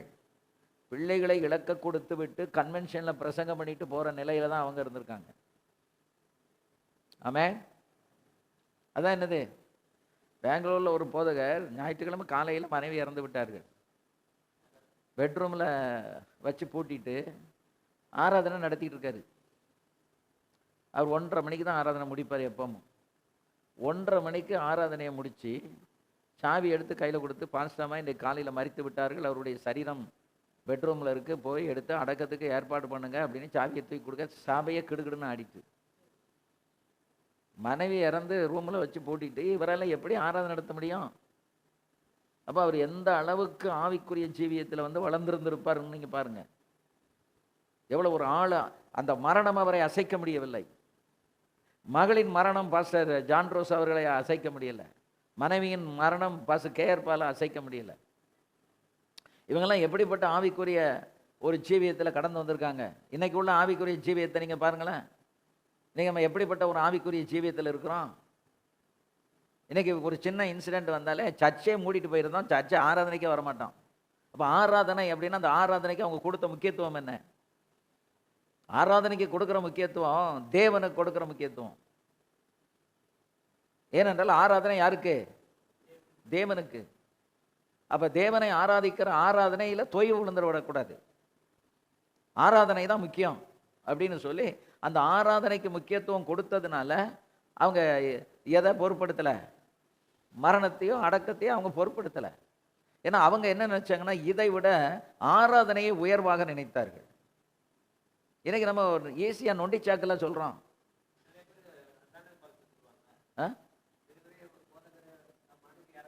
அதான் பாஸ்டர் இன்னைக்கு பக்கத்து வீட்டுக்காரங்க என்ன சொல்லுவாங்க, சொந்தக்காரங்க என்ன சொல்லுவாங்க, சொக்காரங்க என்ன சொல்லுவாங்க, என் மனைவியோட சொந்தக்காரங்க வந்து என்ன சொல்லுவாங்கன்னு நீங்கள் இதைத்தான் பார்க்குறீங்க. உங்களை ரட்சித்த கர்த்தர் என்ன சொல்லுவாருன்னு நீங்கள் நினைப்பீங்களா? அதெல்லாம் அதை பார்க்கறதுக்குரிய மைண்ட் செட்டே நமக்கு கிடையாது. இயேசு சொன்னார், நான் இவ்வுலகத்துக்குரியவன் அல்லாதது போல நீங்களும் இவ்வுலகத்துக்குரியவர்கள் அல்ல. சரி, I am not of the world and you are not of the வேர்ல்டுன்னு அப்படி சொல்லிட்டார். நானும் இந்த உலகத்துக்குரியவன் அல்ல, நீங்களும் இந்த உலகத்துக்குரியவர்கள் அல்ல. ஏன் இல்லாமல் போனால் பல முறை கர்த்தர் உடைச்சி தன் பக்கத்தில் இழுத்தாரு, நம்ம அவரை தள்ளி விட்டுட்டு ஓடிட்டோம். எத்தனையோ முறை நம்முடைய வாழ்க்கையில் பல அனுபவங்களை கர்த்தர் கொடுத்துருக்கிறாரு, இல்லைன்னு யாரும் சொல்ல முடியாது. ஏன் அந்த அனுபவங்களாம் நமக்கு வந்தது? அந்த அனுபவங்களை நம்ம எப்படி நடந்துக்கிட்டோம்? இப்போ என்னைய கர்த்தரை நொறுக்குனாரு. நான் சொல்லல 365 days நான் அழுதேன். அன்னைக்கு நான் அழும்போது எனக்கு ஏன் இப்படி ஒரு அனுபவம் அப்படிங்கிறது என்னால் புரிந்து கொள்ள முடியல. I was very young. ஒரு வாலிபத்தில் இருக்கிறேன், படிச்சிருக்கோம், பல நாடுகளுக்கு போயிருக்கோம், வந்திருக்கோம், எல்லாம் இருந்தாலும் எக்ஸ்போஷர் இருந்தாலும் இந்த பாதையில் ஏன் கர்த்தர் நடத்துகிறாருங்கிறத அன்றைக்கு புரிந்து கொள்ளக்கூடிய தெளிவான இல்லை. ஆனால் ஒன்று, அதில் நிற்கிறதுக்கு பலனை கொடுத்தாரு. ஒரு மனுஷன் வந்து, ஒரு ஆண் வந்து ஒரு நாள் அழலாம், 2 நாள் அழலாம். ஆனால் 365 நாளும் அழணும் அப்படின்னா எப்படிப்பட்ட ஒரு நிகழ்வு எனக்கு நடந்திருக்கும். அதில் வந்து அதில் இருந்து நான் மேலே ஏறி இன்னைக்கு வரைக்கும் நிற்கிறேன்னா ஆண்டவர் எவ்வளோ பெரிய கிருபையை கர்த்தர் கொடுத்துருப்பாரு. இன்னைக்கு நம்ம பேசுகிறோம் அப்படின்னா ஒரு பின்மாற்றத்தில் இருக்கிற ஒரு ஆளை ஆண்டவர் உயிர்ப்பிக்கிறாரு. ஒரு சோர்ந்து கிடக்கிற ஒரு ஊழியக்காரனை அப்படி கெட்டி இழுத்து கொண்டு வந்த மாதிரி கொண்டு வந்து உயிர்ப்பிக்கிறாரு. போன திங்கட்கிழமை சங்கரங்கோயிலில் ஊழியர் மீட்டிங் நடந்துச்சு. 31 பேர் அதில் வந்திருந்தாங்க. முன்னானவைகளை நாடி பின்னானவைகளை மறந்து அப்படிங்கிற டாப்பிக்கில் தான், லக்கை நோக்கி ஓடுதல் அப்படிங்கிற டாப்பிக்கில் பேசினேன். கடைசியில் சாட்சி சொல்கிறதுக்கு சில ஊழியக்காரங்க வந்தாங்க. அதில் வந்த ஒருத்தர் சொன்னார், இன்னைக்கு நீங்கள் கெட்டி இழுத்துட்டு வந்த மாதிரி தான் ஆண்டவர் கொண்டு வந்து இதில் உட்கார வச்சுருக்காரு. நான் என் பழைய காரியத்தை நினச்சி நான் முன்னால் போக முடியாமல் இது வரைக்கும் துவங்கிக்கிட்டு இருந்தேன். ஆனால் இன்றைக்கு நான் வந்து இந்த செய்தியை கேட்ட பிறகு பின்னானவைகளை மறந்து முன்னானவைகளை நாடிங்கிற அந்த செய்தியை கேட்ட பிறகு இப்போமே நான் எல்லாத்தையும் பழசெல்லாம் மறந்துட்டு நான் முன்னால் ஓடணுங்கிற இடத்துக்கு நான் வந்துட்டேன். எனக்கு கர்த்தர் இந்த கூட்டத்துக்கு கொண்டு வந்ததுக்காக நன்றின்னு சொன்னார். அப்போது அந்த வார்த்தை ஏன் அங்கே தைக்குது அப்படின்னா, அதுக்கு முன்னால் நம்மளை அங்கே உடைச்சி பக்குவப்படுத்தியிருக்காரு. நீங்கள் உடைக்கப்படாமல் உங்கள் விசுவாசிகளுக்கு நீங்கள் உபயோகமுள்ள ஒரு ஊழியக்காரனாக மாற முடியாது. எந்த அளவுக்கு நீங்கள் உடைக்கப்படுறீங்களோ அந்த அளவுக்கு தான் கர்த்தர் உங்கள் விசுவாசிகளுக்கு உங்களை பயன்படுத்துவார். அப்படி மேனத்தான் சொகுசாக அலைஞ்சிக்கிட்டே இருந்து நம்ம ஒரு ஞாயிற்றுக்கிழமை ஒரு பிரசங்கம் பண்ணணும் அப்படின்னா பிரசங்கம் பண்ணலாம், பிரசங்கத்தை கேட்பாங்க, இருதயத்தில் குத்தாது. இருதயத்தில் குத்தணும் அப்படின்னா இங்கே நம்ம அந்தரங்கத்தில் கண்ணீர் விட்டு அழுதுருக்கணும். கர்த்தருடைய சாமி டிஎல் ஹாஸ்பன் ஒரு நாள் ஒரு பிரசங்கத்துக்கு போனோம், பெரிய மீட்டிங்க்கு. டிரைவர் வந்து கூப்பிடுதாரு, இன்னும் 20 மினிட்ஸ் தான் இருக்குது அப்படிங்காரு. Okay, but still I have not receive the anointing, so I cannot come, you wait அப்படின்ட்டு.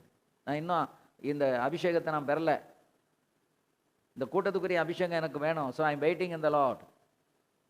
10 நிமிஷம் தான் இருக்குது, திரும்ப வந்து கூப்பிடுறாரு. No, whatever it may be, without the anointing I cannot come. அந்த அபிஷேகம் என் மேலே இறங்காமல் நான் என்ன செய்ய முடியாது, நான் காரில் ஏற முடியாது அப்படின்ட்டாரு. கிட்டத்தட்ட 1/2 மணி நேரம் 3/4 மணி நேரம் அவர் ஜெபம் பண்ணி அதுக்கப்புறம் அந்த அனாயிண்டிங் அவர் மேலே இறங்கின பிறகு தான் லெட்ஸ் கோ அப்படின்னு சொல்லி டிரைவரை கூட்டிகிட்டு போனார். ஏன்னா ஒரு அனாயிண்டிங் இல்லாமல் நம்ம அந்த கூட்டத்தில் போய் நின்னோம் அப்படின்னா வெறும் வார்த்தைகள் விளையாடும். we can play with words, we can preach beautiful words. வார்த்தையில் ஜாலம் காட்டலாம், அழகான வார்த்தைகளை சொல்லலாம், but it will not prick the hearts. இருதயத்தை வந்து அது குத்தாது. நம்ம பிரசங்கம் பண்ணுறது எதுக்கு? இருதயத்தை குத்தி கிழிக்கணும். இருதயத்தை குத்தி கிழிக்கணும்னா அந்த வார்த்தை நம்மளை குத்தி அந்த ரங்கத்தில் கிழிச்சிருக்கணும். அங்கே அந்த ரங்கத்தில் நம்ம கண்ணீர் விட்டோமா இங்கே எல்லாருக்கும் கண்ணீர் வரும். அங்கே கண்ணீர் வடிக்காமல் இங்கே வந்து நம்ம கண்ணீர் வடிக்கணும்னு நினச்சோன்னா கண்ணீர் யாரும் வடிக்க மாட்டாங்க. யாருக்குள்ளேயும் மனம் திரும்புதல் வராது, யாருக்குள்ளேயும் உணர்வு உண்டாகாது. அதுக்கு தான் கர்த்தர் என்ன செய்கிறாரு, நம்மளை உடைக்கிறதுக்கு ஒப்பு கொடுக்குறோம். நம்ம ஒப்பு கொடுக்கணும். அதாவது தேவன் நம்மை ஒவ்வொரு காலத்திலும் உபயோகப்படுத்த விரும்பும் போதெல்லாம் அதற்குரிய தாழ்மை, அந்த செல்ஃப் சுயம் உடைஞ்சிருக்குதா? ஒரு மனுஷன் உபயோகப்பட முடியாமல் போகிறதுக்கு காரணமே அவன் சுயம்தான். சுயம் எழும்பும் போதெல்லாம் தேவனை நாம் வந்து மட்டம் தட்டிடுவோம்.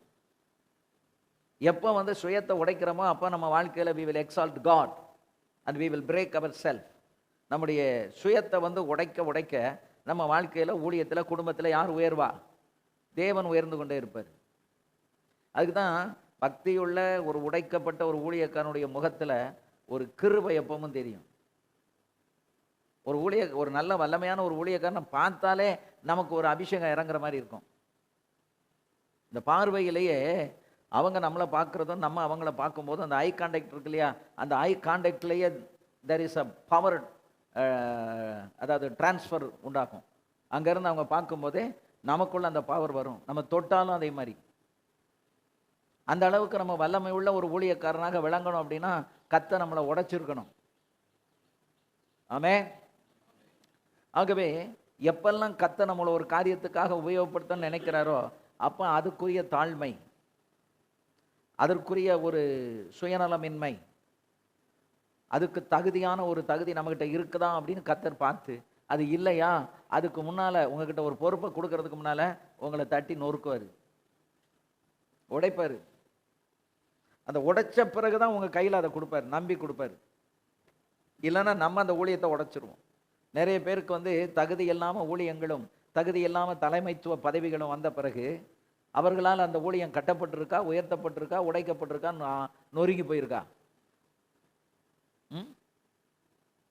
தகுதி இல்லாதவங்க கையில தலைமைத்துவம் கிடைச்சது அப்படின்னா அவங்க அந்த ஊழியத்தை அடுத்த நிலை கொண்டு போயிருக்காங்களா அல்லது ஒண்ணு இல்லாம ஆக்கியிருக்காங்களா?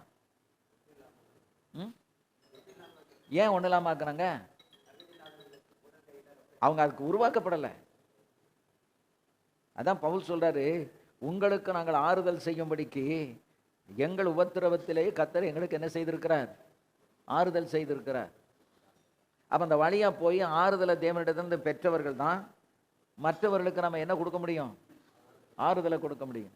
அப்ப விசுவாசிகளுக்கு பிரசங்கம் பண்றதுக்கு முன்னாடி ஒரு ஊழியக்காரனுக்கு அந்த அனுபவங்கள் இல்லை அப்படின்னா he cannot comfort the people. ஜனங்களை அவங்க ஆறுதல் படுத்த முடியாது. இப்போ ஜனங்கள் படுற பாடை விட ஒரு மடங்கு கூட நம்ம ஏற்கனவே பட்டிருக்கிறோம். நம்மளை அந்த அந்த பாதையில் கர்த்தர் கொண்டு போய் சுக்கு நூறா உடைச்சிருக்காரு. இப்போ அவங்களுக்கு நம்ம சொன்ன அந்த வார்த்தை எடுபடும். அந்த அனுபவம் இல்லாமல் அந்த தலைமைத்துவத்தில் போய் இருக்கிறதுனால தான் அந்த தலைமைத்துவத்தை அல்லது அந்த லீடர்ஷிப் அந்த குவாலிட்டி இல்லாததுனால they are not able to carry out. அதை அவர்களால் தூக்கி சமக்கவும் முடியல, கொண்டு போக முடியல. நம்ம பரவலாக பார்க்குறோம்ல, அதாவது பணம் இருக்குன்னு பதவியை கொடுத்துட்றோம், அல்லது இவங்க கொஞ்சம் ஃபேமஸாக இருக்காங்கன்னு பதவி போய் வச்சாந்துருது. தகுதியாக இருக்கிறவங்கள்ட்ட பணம் இருக்காது, அவங்கள யாரும் சீந்த மாட்டாங்க. இவங்க அந்த பதவியை வாங்கி கையில் வச்சுக்கிட்டு அந்த பதவியில் அலங்கார பதவி மாதிரி வச்சுக்கிட்டு இருப்பாங்க. It is useless. அது யாருக்கும் பிரயோஜனம் இல்லை. நம்ம கையில் ஒரு ஊழியத்தை கையில் கொடுக்குறாரு அப்படின்னா அந்த ஊழியத்தினால அநேகர் கட்டப்படணும், இடிக்கப்படவும் அழிக்கப்படவும் கூடாது. இயேசு கிறிஸ்துட்ட ஒரு இடத்துல கேட்குறாங்க, சமாரியாவில் இவங்க இந்த ஜனங்களெல்லாம் விசுவாசிக்கலை, அதனால எலியா வந்து அக்கினியை வரவழைத்து இவர்களை அழித்தது போல நம்ம செய்திடலாமா அப்படின்னு கேட்குறாரு. அப்போ தான் அவர் சொல்கிறார், மனுஷகுமாரன் வந்தது எதுக்காக? அழிக்க வரல, ரட்சிக்கிறதுக்கும் உருவாக்குறதுக்கு தான் வந்திருக்காரு. அப்போ ஒரு பொசிஷன் இருக்குது, ஒரு வசதி இருக்குது அப்படிங்கிறதுனால ரெண்டு பேரும் அழிச்சிடலாமா? முடியாது, அது செய்யக்கூடாது.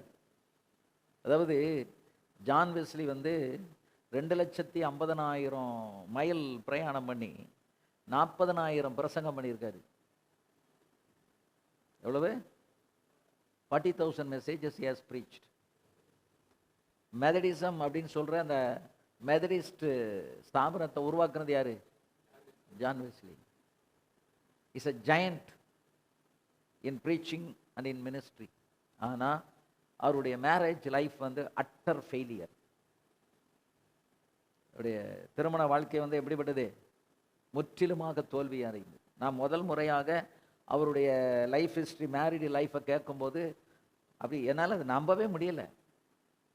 இப்போ ஏற்பட்ட 2,50,000 மைல் குதிரையில் பிரயாணம் பண்ணி 40,000 பிரசங்கத்தை பண்ணி அமெரிக்காவையும் இங்கிலாந்தையும் அசைத்த ஒரு மனுஷன் தன்னுடைய வீட்டுக்கு போனால் அவரை பட்ட பாடு வந்து பயங்கரமான பாடு.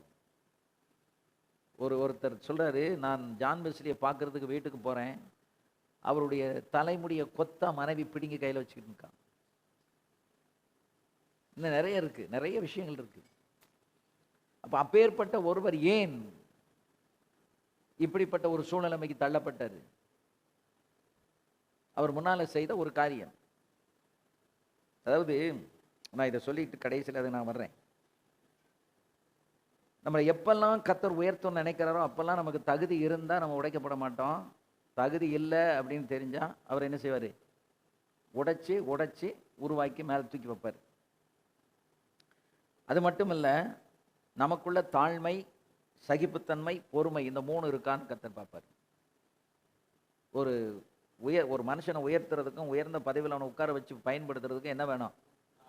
தாழ்மை, சகிப்புத்தன்மை, பொறுமை. இந்த 3 இருந்தால் அவனை கர்த்தர் பயன்படுத்துவார். இந்த 3 இல்லை அப்படின்னா என்ன செய்ய முடியாது? பயன்படுத்த முடியாது. தாழ்மை, பொறுமை, சகிப்புத்தன்மை. இப்ப இது வர்றதுக்காகத்தான் உடைக்கிறது. அது இல்லை அப்படின்னா அது வர்ற வரைக்கும் நம்மளை உடைச்சி சில அனுபவங்களுக்குள்ள கத்தர் அப்படி நம்மளை நடத்திக்கிட்டே போவார். நம்ம ஏன் இப்படின்னு கேள்வி கேட்போமோ இல்லையே, அது ஏன் கத்தர் இப்படி நடத்துறாருன்னு நினைச்சு நமக்கு பொறுமையை கொண்டு வர்றதுக்கோ, சகிப்புத்தன்மையை கொண்டு வர்றதுக்கோ, அல்லது ஒரு தாழ்மையா மாறுறதுக்கோ விரும்ப மாட்டோம். இப்போ திரும்பவும் கத்தர் உடைப்பாரு. அப்படி உடைக்கத்தான் அவன் வந்து என்ன செய்வான், தகுதியாக்கப்படுவான். இல்லைன்னா அவன் தகுதியாக்கப்பட முடியாது. அப்போ உடைக்கும் போது, ஒரு மனுஷன் உடைக்கப்படும் போது அவன் என்ன செய்யறான் அப்படின்னா, இந்த சூழ்நிலைமையில என்னால் ஒன்றும் செய்ய முடியாது, அதனால நான் கத்தரை சார்ந்து கொள்ளணும் அப்படின்னு எங்கே வர்றான், ஆண்டவர்கிட்ட நெருங்குறான். பிரச்சனை வரும்போது உடனே என்ன செய்கிறோம், எக்ஸ்ட்ரா ஜெபம் பண்ணுறோம், ஆண்டவர் சமூகத்துக்கு போகிறோம் இல்லையா. பிரச்சனை இல்லைன்னா என்ன செய்ய மாட்டோம், பசி இல்லைன்னா சாப்பிட மாட்டோம்ல. அது மாதிரி இங்கே பிரச்சனை வந்து இந்த பிரச்சனையை நம்மளால் சமாளிக்க முடியலைன்னா அப்படியே யார்கிட்ட போகிறோம், ஆண்டவரே எனக்கு உதவி செய்யுங்க அப்படின்னு சொல்லிட்டு ஜெபம் பண்ணுறோம். அது ஜெபம் பண்ணி நடக்கலைன்னு வைங்க, அடுத்து என்ன செய்கிறோம், ஒரு 3 நாள் உபவாசம் போடுதோம். அந்த 3 நாள் உபவாசத்துலேயும் பிரச்சனை தீரல அப்படின்னா அடுத்து என்ன செய்கிறோம், ஒரு 21 நாள் எக்ஸ்டெண்ட் பண்ணுறோம். ஏன், எங்கேயும் அலையாமல் ஊர் சுத்தாமல் எங்கே உட்காந்துருப்போம், கர்த்தருடைய சமூகத்தில் உட்காந்துருப்போம்னு சொல்லி கர்த்தருடைய சமூகத்தில் போய் உட்காந்துடுறோம். அப்போ அந்த பிரச்சனை நம்மளை உடைச்சி எங்கே தள்ளுது, தேவ சமூகத்துக்கு தள்ளுது. அங்கே வந்து உட்கார்றோம், அங்கே உட்காந்து அவரை நம்ம கண்ணீர் வடிக்கிறோம், துதிக்கிறோம். ஆண்டவரே இந்த நிலைமை இருக்கு, நான் என்ன செய்ய, என்னால் ஒன்றும் பண்ண முடியல, தாழ்த்தி ஜெபிக்கும் போது ஆண்டவர் கிருபையை கொடுக்குறாரு. தன்னைத்தான் தாழ்த்துக்கிறவனுக்கு என்ன கொடுக்குறாரு, கிருபையை கொடுக்குறாரு. இங்கே நல்லா உடஞ்சி அழுது நொறுங்கின பிறகு மலை மாதிரி புஷ்ஷுன்னு வந்த ஒரு பெரிய பிரச்சனை ஒன்றும் இல்லாமல் ஜீரோவாக போயிடும். இது எப்படி சால்வ் ஆச்சு நமக்கு தெரியாது. ஆனால் எப்படி சால்வ் ஆச்சுது, நம்ம ஒப்பு கொடுத்து இங்கே உடஞ்சோம், அழுதோம், கண்ணீர் வடித்தோம், அங்கே கர்த்தர் நமக்காக சால்வ் பண்ணிட்டார். ஆமென், அல்லேலூயா. ஸோ அதனால சில காரியங்கள் நிமித்தம் நம்முடைய இருதயம் நொறுங்கும் போது நாம் தேவனிடத்தில் வந்து நெருங்குறோம். இருதயம் நொறுங்காம கர்த்தர்ட்ட என்ன செய்ய மாட்டோம், நெருங்க மாட்டோம். அப்படி மேனத்தை இன்னைக்கு பெந்தகோஸ்து உலகமெல்லாம் அப்படி தான் போயிட்டே இருக்கபடியே யாருக்கிட்ட அதிகமாக நெருங்கிறது இல்லை, தேவனிடத்தில் நெருங்கிறது இல்லை. நாம் தேவனிடத்தில் நெருங்கும் பொழுது நம்முடைய, அதாவது இருதயம் நொறுங்கும் போது தேவனிடத்தில் நாம் நெருங்குகிறோம். அப்பொழுதுதான் நம்முடைய இயலாமையை உணர்றோம்.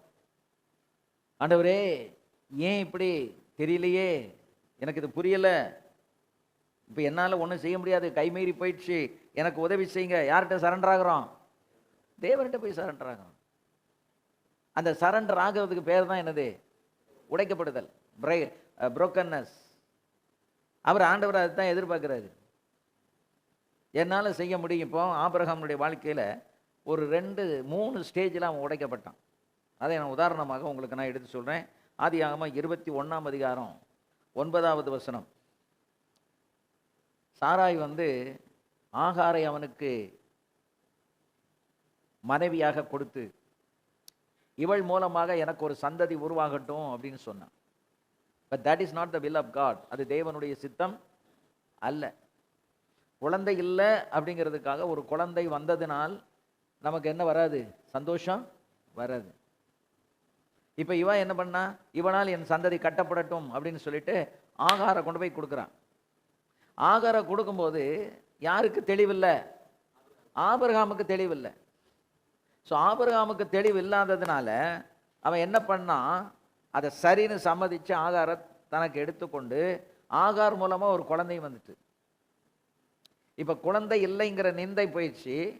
ஒரு குழந்தை வந்து வீட்டுக்குள்ளே விளையாடுறது சந்தோஷமாக இருக்குது.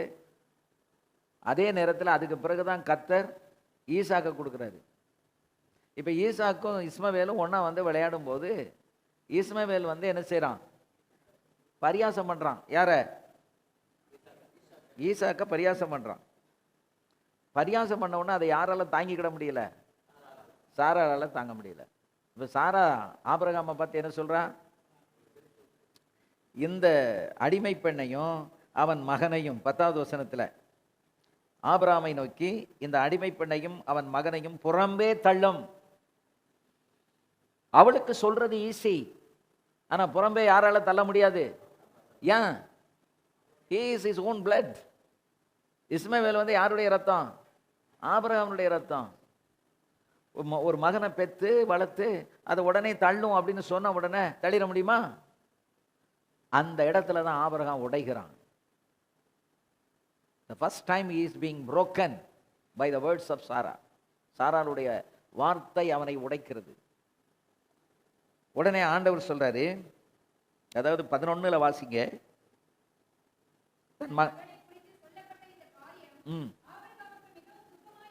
அந்த துக்கம்னு ஒரு வார்த்தை வருது பாருங்க, அதுதான் அந்த உடைவு. அவனுக்கு இப்ப எல்லாம் செல்வம் இருக்கு, வேலைக்காரங்க இருக்காங்க, எல்லாம் இருக்கு. ஆனா இப்ப அவன் வாழ்க்கையில ஒரு துக்கம் வருது. அந்த துக்கம் வந்த உடனே அந்த வார்த்தை வந்து அவனுக்கு எப்படி ஆயிடுச்சு? நல்ல கவனிங்க, அவனுக்கு பயங்கரமான ஒரு துக்கம் ஆயிடுச்சு. இவனுக்கு இருதயத்துல வந்த இந்த துக்கம் யாரு பார்க்கிறா? கர்த்தர் பார்க்கிறாரு, தேவன் அதை பார்க்கிறாரு. பார்த்து ஆண்டவர் சொல்றாரு, அதாவது இப்போ இவனுக்கு இதுவரைக்கும் குழந்தை இல்லை என்கிற ஒரு துக்கம் இருந்தது, அந்த துக்கம் நீங்கிடுச்சு. எப்படியோ ஒரு விதத்தில் ஒரு குழந்தை வந்துச்சு. இப்பொழுது 2 குழந்தைகள் வந்து விட்டார்கள், 1க்கு 2 வந்துருச்சு. சந்தோஷம் ரெட்டிப்பா மாறிட்டு, ஆனா அது நீடிக்கல. சந்தோஷம் ரெட்டிப்பா வந்தது நீடிக்கல. ஏன்னா ஒன்று தேவ சித்தத்தின்படியும், இன்னொன்று தேவ சித்தத்துக்கு எதிராகவும். ஒரு பையன் தேவ சித்தத்தின்படி பிறந்திருக்கிறான், இன்னொருத்தன் தேவ சித்தத்துக்கு எதிராக வந்து பிறந்திருக்கிறான். இப்போ இந்த 2 மோதுது. எப்பமோ தேவ சித்தமும் மனுஷ சித்தமும் என்ன செய்யும்? போட்டியாக தான் இருக்கும், மோதிக்கிட்டு தான் இருக்கும். அப்போ தேவ சித்தம் ஒரு பக்கம் இருந்தால் மனுஷ சித்தம் இன்னொரு பக்கம் இருக்கு. இந்த மனுஷ சித்தம் வந்து தேவ சித்தத்தோட என்ன செய்யும்? மோதும். It will fight. அதனால always there will be a fighting between the will of the man and the will of God. தேவனுடைய சித்தத்துக்கும் மனுஷ சித்தத்துக்கும் இடையில என்ன நடக்கும்? யுத்தம் நடந்துகிட்டே தான் இருக்கு. இன்னைக்கு வரைக்கும் யுத்தம் நடக்கல. அப்ப தேவ சித்தமும் மனுஷ சித்தமும் மோதுகிறது. ஆமென். ஆதியாகமம் 21:14 நீங்க வாசித்தீங்கன்னா, வாசிங்கம்மா. எழுந்து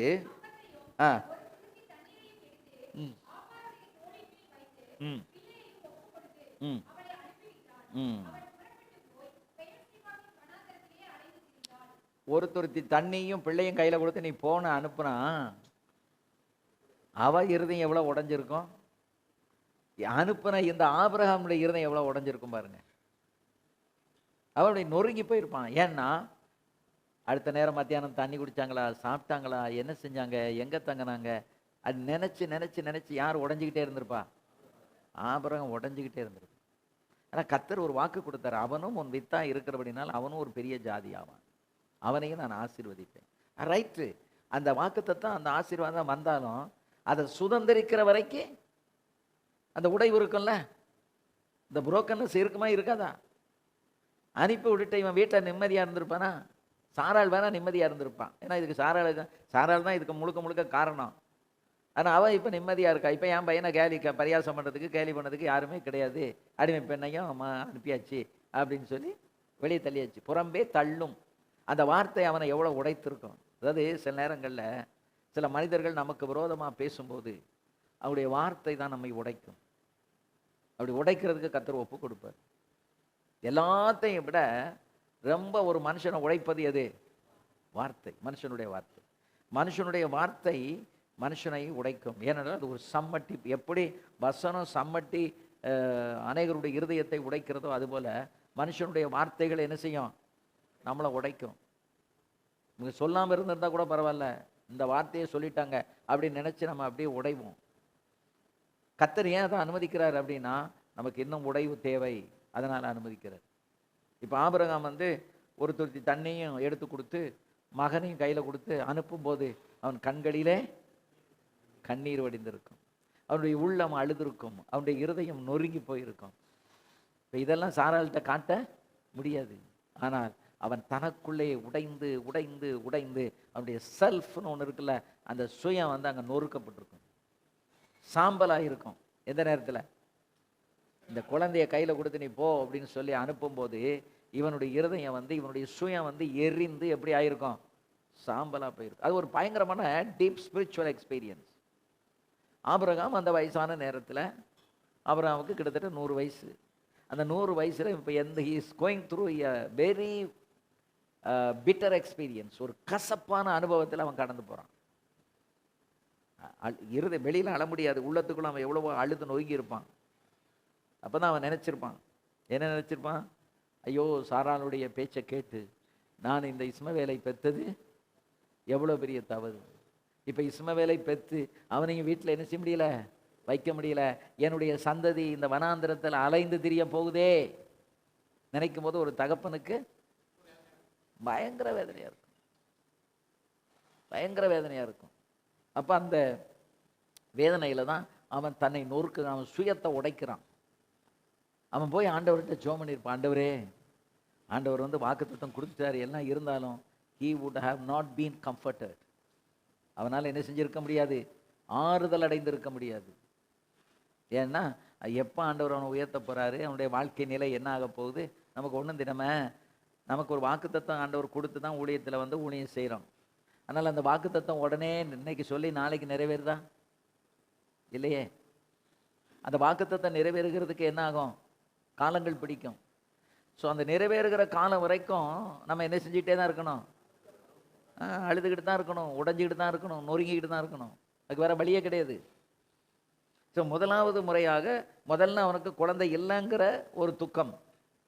இப்போ குழந்தை வந்த பிறகும் அவனால் சந்தோஷமாக இருக்க முடியல. 2 குழந்தையும் பார்த்து என்ஜாய் பண்ண முடியல. இப்போ ஈசாக்கையும் பார்த்து என்ஜாய் பண்ண முடியல. ஏன் அப்படின்னு கேட்டால் அங்கே இஸ்மவேலை வீட்டை விட்டு துரத்தியாச்சு.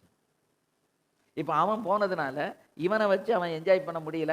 Still he is being broken. அவன் இன்னும் உடைந்து கொண்டே தான் இருக்கிறான். இவனை பார்க்கும் போதெல்லாம் அவனுக்கு அந்த நினைவு வரும்ல. நினைவுகளை நம்ம உடனே அகற்றி விட முடியாத. அப்போ அதை வந்து இவன் தன்னுடைய ஒரு கவலையை, தன்னுடைய பாரத்தை, தன்னுடைய நொறுக்கப்படுதலை யார்கிட்ட போய் ஷேர் பண்ண முடியும்? சாராள்கிட்டையும் சொல்ல முடியாது, எலியேசர்ட்டையும் சொல்ல முடியாது. மற்றவங்க யாருக்கிட்ட சொன்னாலும் அந்த நியூஸ் கசிஞ்சு எங்கே வரும், அங்கே போயிடும். அவன் சாப்பாடு வைக்கையில கேட்பா, இன்னும் எதுக்கு அவனை நினச்சிக்கிட்டு நீர் கவலைப்பட்டுக்கிட்டு இருக்காரு அப்படிம்பா. இவன் கேட்குற வார்த்தை இன்னும் அம்பை எடுத்து இன்னும் குத்துற மாதிரி இருக்கும். அவங்க ஒழுங்காக சாப்பிடவும் முடியாது. அந்த நிலைமை நீங்கள் யோசித்து பாருங்கள், அந்த கான்டெக்ஸ்ட்டை நம்ம யோசித்து பார்க்கணும். அப்போ எந்த அளவுக்கு அவன் வந்து ஒரு விசுவாசிகளின் தகப்பன் எந்த அளவுக்கு நொறுங்கி இருக்கான்னு பாருங்கள். முதல்ல கொஞ்ச காலம் பிள்ளை இல்லைன்னு இருக்கும். பிள்ளை வந்த பிறகு அதை பார்த்து என்ஜாய் பண்ண முடியல, ஒருத்தனை வெளியே அனுப்பியாச்சு, அதில் ஒரு நொறுக்கப்படுதல். அதுக்கு பிறகு அடுத்த முறை 3வது ஒரு நொறுக்கப்படுதல் அவன் வாழ்க்கையில் வந்துச்சு. ஆதியாகமம் 21ஆம் அதிகாரம் 12-13 வசனங்கள். 21:12.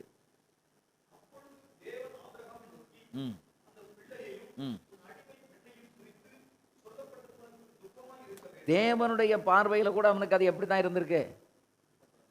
தேவனுடைய பார்வையிலேயே அவருக்கு இது இவனுடைய துக்கம் வந்து ஒரு மேளா துயராக, ஒரு பயங்கர துக்கமாக தான் இருந்திருக்கு. அப்போ அதனால தான் அவர் சொல்றாரு, அது உனக்கு துக்கமாக இருக்க வேண்டாம், விளங்கும். என்னடா ஆண்டவர் இதில் ஒரு சொல்யூஷன் தருவார்னு பார்த்தா அவர் சிம்பிளாக முடிச்சுக்கிட்டாரு.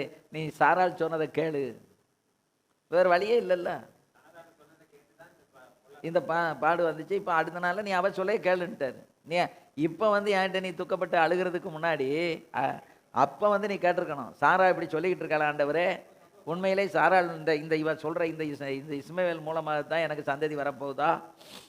அதாவது பிசாசு வந்து எந்த நேரத்தில் யாரையும் வஞ்சிப்பான் என்பதற்கு இதுவும் ஒரு உதாரணம். அதாவது வயசுக்கேற்ற வஞ்சனை, தேவைக்கேற்ற வஞ்சனை. இன்றைக்கி பெந்தகோஸ்காரங்க நாம் வந்து தேவையை வச்சே நம்ம ஈஸியாக வஞ்சிக்கப்பட்டுருவோம். நமக்கு தேவை இருக்குன்னு தெரியும், அதனால் பிசாசு வந்து நம்முடைய தேவையை ஃபுல்ஃபில் பண்ணுறதுக்காக ஒரு துருபதேசக்காரர்களையோ அல்லது தேவனுக்கு விரோதமாய் கிரியை செய்கிற ஒரு கூட்டத்தையோ நம்மக்கிட்ட அனுப்பி, உங்களுக்கு நாங்கள் உதவி செய்கிறோம், உங்களுக்கு நாங்கள் இதில் ஹெல்ப் பண்ணுறோன்னு சொல்லி அவங்கள நம்மக்கிட்ட அனுப்பி நம்மளை ஈஸியாக அந்த ட்ராப்பில் மாட்ட வச்சுருவோம். எது அது எப்படி அனுமதிக்கப்பட்ட சித்தம்? அனுமதிக்கப்பட்ட சித்தங்கிறது என்னது? நீங்களா அனுமதி சித்தத்துக்குள்ளே போய்கிட்டுதீங்க. நீங்கள் செய்கிறதுனால கர்த்தர் அதை அனுமதித்து விட்டுறாரு. அப்படி அப்போ தான் ஏவாள் பழம் பறித்து சாப்பிடும்போதே தடை பண்ணியிருப்பாரு. பாம்பு வந்து அவங்ககிட்ட பேசும்போதே அவர் தடை பண்ணியிருப்பாரு.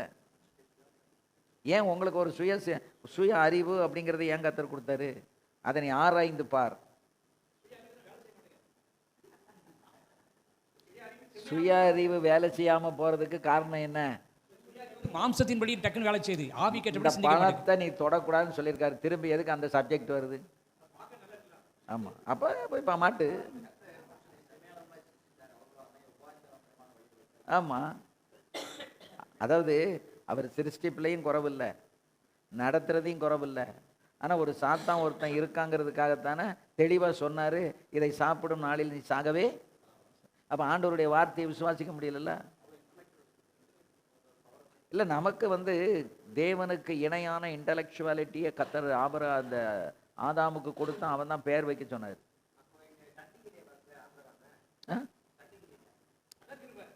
இல்ல தண்டிக்கலையா? யாரு சொன்னா? இன்னைக்கு வரைக்கும் அவன் சந்ததி தண்டிக்கப்பட்டு இருக்கு. இன்னைக்கு முட்டி மோதிக்கிட்டு இருக்குல்ல. ஈவன் டுடே, இன்னைக்கு வரைக்கும் இஸ்ரவேலுக்கும் அவங்களுக்கும் என்ன நடந்துகிட்டு இருக்கு? யுத்தம் நடந்துகிட்டு இருக்குல்ல. அது எதனால வந்தது? ஆபிரகாமனுடைய தவறு. ஆபிரகாம் சாரால் 2 பேரும் பண்ண அந்த பிளே.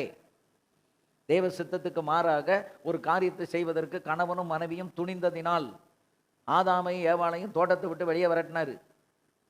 எதனால? துணிகரமாக அந்த பழத்தை பறித்து சாப்பிட்டதுனால.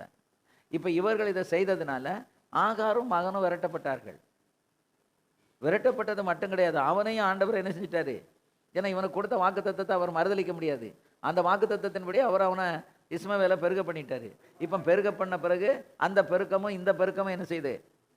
மோதிக்கிட்டு இருக்கு. ஏற்கனவே ஆண்டவர் சொல்லிட்டாரு, அந்த பழத்தை நீ பார்க்காத, அந்த பழத்தை தொடாத, அது உனக்கு சம்பந்தம் இல்லை அப்படின்னு. அதை நம்ம என்ன செய்வோம் தெரியுமா? இதெல்லாம் வேண்டான்னு சொன்ன பிறகும் அந்த காரியத்தில் தான் நம்முடைய நாட்டம் இருக்கும். ஏன்னா அந்த நாட்டத்தை கொடுக்குறவன் தான் சத்து. அதனால தான் உங்கள் தேவை அறிஞ்சு வஞ்சிக்கப்படுவீர்கள். இந்த வஞ்சனைங்கிறதும் வயசுக்கு தக்கன வஞ்சனை இருக்குது. சின்ன வயசில் வஞ்சிக்கப்படுறது, சின்ன வயசில் வஞ்சிக்கப்பட்டவங்கள பார்த்து பெரிய ஆட்கள் சொல்லலாம், நீ எதுக்கு இதில் வஞ்சிக்கப்பட்டன்னு. இங்கே இவர் பெரிய ஆள் தான், இவர் வயசுக்கு ஏற்றாக்கில் இங்கே ஒன்றும் வஞ்சனையில் மாட்டிக்கிடுவார். இவருக்கு இது தவறு என்று என்ன செய்யாது? தெரியாது. அது தவறுன்னு தெரியாது, அதை நம்ம கடந்து வந்துட்டோம். இப்போ இது தவறுன்னு நமக்கு தெரியல.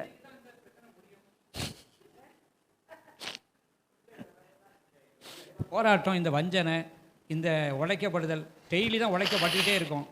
டெய்லியும் உணர்வடை தான். ஆனால் அதில் வெளியே வர முடியல. மெசேஜை ப்ரிப்பேர் பண்ணும்போது மேலே ஏறி வர முடியல. என்னையே மையமாக வச்சே நான் இந்த மெசேஜை ப்ரிப்பேர் பண்ணேன். I kept myself before preparing this message. நான் ஆரம்பத்தில் உடைக்கப்பட்டேன், அதுக்கப்புறம் உடைவே இல்லையா? எதனால உடைக்கப்பட்டோம்? தேவசத்தை நிறைவேறதுக்காக உடைக்கப்பட்டோம். சில நேரங்கள் நாம் பண்ண தவறு. ஒரு முறை நாம் செய்த ஒரு காரியம் செய்திருக்க கூடாது, அறியாமையினால செஞ்சிட்டோம். அந்த அறியாமையினால செய்ததுனால அதுல உடைக்கப்பட்டது. ஆனா என்ன அப்படின்னா, கிருபை தாங்கிச்சு. என்ன செஞ்சிருக்க முடியாது? எந்திரிச்சிருக்க முடியாது. கிருபை நம்மளை தாங்கலை அப்படின்னா, ஏன்னா அது தெரியும், ஒரு அறியாமையில செஞ்சிட்டான், ரைட், இவனுக்கு ஒரு கிருபையை கொடுக்கணும்னு ஆண்டவர் கிருபையை கொடுத்து தூக்கிட்டு. கேட்கல, நான் தப்புன்னு தெரியுது, ஆனா என் பலவீனம் அப்படின்னு சொல்லிட்டு. தேவன் நம்முடைய முகத்தையோ நம்முடைய தோற்றத்தையோ அவர் பார்க்கிறவர் அல்ல, நம்ம இருதயத்தை பார்க்கிறார். ஒரு காரியம்னா இது எதுக்காக நம்ம செய்த அந்த நோக்கத்தை பார்க்கிறார்.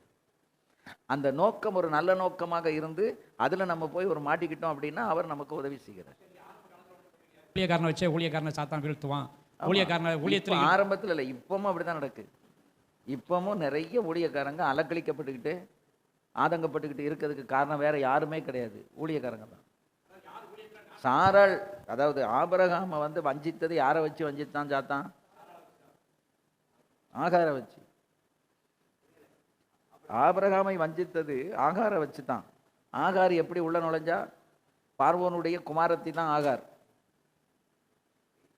இவன் அந்த பார்வோன் இவருடைய அழகை பார்த்து அரண்மனையில் கொண்டு போய் வச்ச பிறகு ஆண்டவர் எச்சரிக்கிறாரு.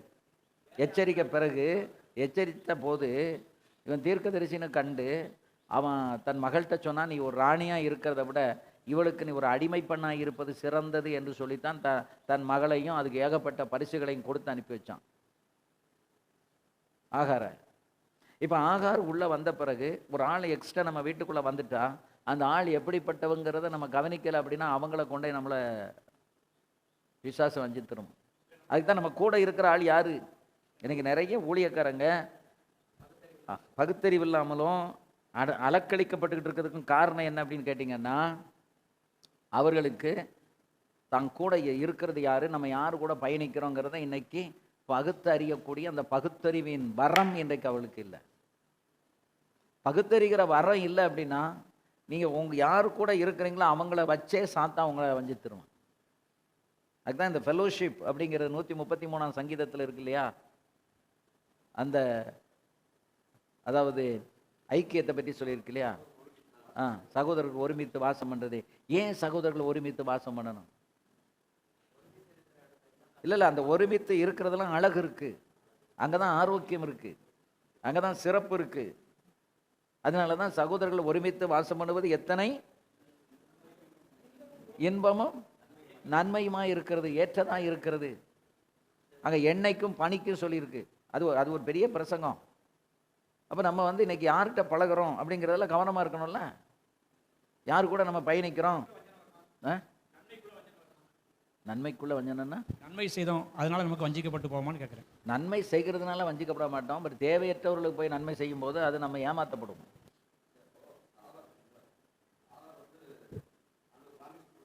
இந்த மைக்கை கொடுங்க.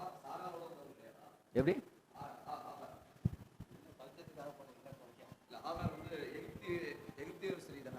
ஆமா,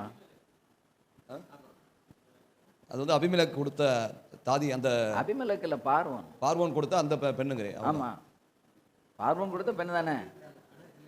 ஏன்னா அதுதான் ஒரு பார்வோனுடைய அது சரித்திரம் சொல்லுது. அவள் பார்வோனுடைய குமாரத்தி தான் அப்படி. சரித்திரத்தில் நீங்க படிச்சு பார்த்தீங்கன்னா இவ யாரு, ஆகார் யாரு அப்படின்னு நீங்க போய் பார்த்தா அது உங்களுக்கு தெளிவா இருக்கும். அதுல அப்போ அதாவது அதனுடைய ஆவிக்குரிய அர்த்தம் என்ன அப்படின்னா, சம்பந்தம் இல்லாத ஆளு நம்ம கூட பயணிக்க கூடாது. அவங்க கூட இருக்கிறதே நமக்கு கேடு, அவங்க கூட நம்ம போறதும் கேடு. எது?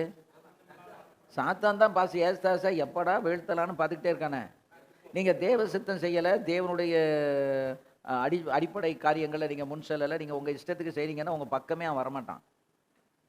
யாருக்கு கஷ்டம் தெரியுமா? தேவ சித்தத்தை செய்யறவங்களுக்கு தான் போராட்டம். உடைக்கிறதுமே எதுக்காக உடைக்கிறாரு? தேவ சித்தத்துக்கு நேரம் நம்மளை கொண்டு வர்றதுக்காக தானே நம்மளை உடைக்கிறாரு. ஆண்டவர் வாக்குத்தத்தம் எல்லாம் கொடுத்தாரு. ஆனாலும் ஆபிரகாமுக்கு அது ஆறுதலும் தேர்தலுமா இருந்திருக்குமா? இருந்திருக்காது. இன்னைக்கு என்ன கஷ்டப்படுவாங்க? உனக்கு முன்னால திறந்த வாசலை வைத்திருக்கிறேன்னு சொல்லி 45 வருஷத்துக்கு முன்னால ஆண்டவரே என்கிட்ட பேசினாரு. ஆனா 45 வருஷத்துக்கு முன்னால திறந்த வாசல் இருந்துச்சுன்னா இல்லை. அதுக்கு எத்தனையோ பாடுகள், எத்தனையோ உபத்திரம், எத்தனையோ கஷ்டங்களை தாண்டி வந்தோம். ஆனா அந்த நேரத்துல எல்லாம் ஆண்டவர் இப்படி ஒரு வாக்குத்தத்தம் கொடுத்துருக்காருன்னு வச்சுக்கிட்டே தான் வந்தாலும் அந்த பாதையில கடந்து போகும்போது எப்படிதான் இருந்துச்சு? வேதனையா தான் இருந்துச்சு, சங்கடமா தான் இருந்துச்சு, சஞ்சலமா தான் இருந்துச்சு. ஆனா அதை தாண்டி வர்றதுக்கு ஒரு பக்கத்துல நமக்கு ஆண்டவர் என்ன செஞ்சாரு? உடைச்சாரு. இன்னொரு பக்கம் கிருபையை கொடுத்தாரு. எதுக்காக? அவருடைய சித்தத்துக்கு நேரம் நம்மளை திருப்புறதுக்காக. அப்போ தேவனுடைய வாக்குத்தத்தம் ஆபிரகாமுக்கு கொடுக்கப்பட்டிருந்தாலும் குமாரனையும் ஆகாரையும் தன் வீட்டை விட்டு அனுப்பி விடுகிற அந்த செயல் அவனுக்கு என்னத்தை உண்டாக்குச்சு? துக்கத்தை உண்டாக்குச்சு. அந்த துக்கம் தான் அவனை உடைச்சது. அப்ப அந்த இடத்துல ஆபிரகாம் என்ன நினைச்சிருப்பான்? நான் தேவ சித்தத்தை விட்டு விலகினதுனால தானே இன்னைக்கு நான் இவ்வளவு சங்கடப்படுறேன். ஒரு இஸ்மவேல் பிறக்காம இருந்திருந்தா எனக்கு இன்னைக்கு இந்த வேதனையா? நான் இப்படி அனுப்பியிருக்க வேணுமா? நீங்க 1000 கேள்வி கேட்கலாங்க. உங்க இஷ்டத்துக்கு ஆண்டவர் நடத்த மாட்டார்ல. நீங்க காத்திருக்கிறதுக்காகத்தானே அவருடைய வேலை சித்தம் எல்லாம் நடக்கிறதுக்காக தானே காத்திருக்க வைக்கிறாரு.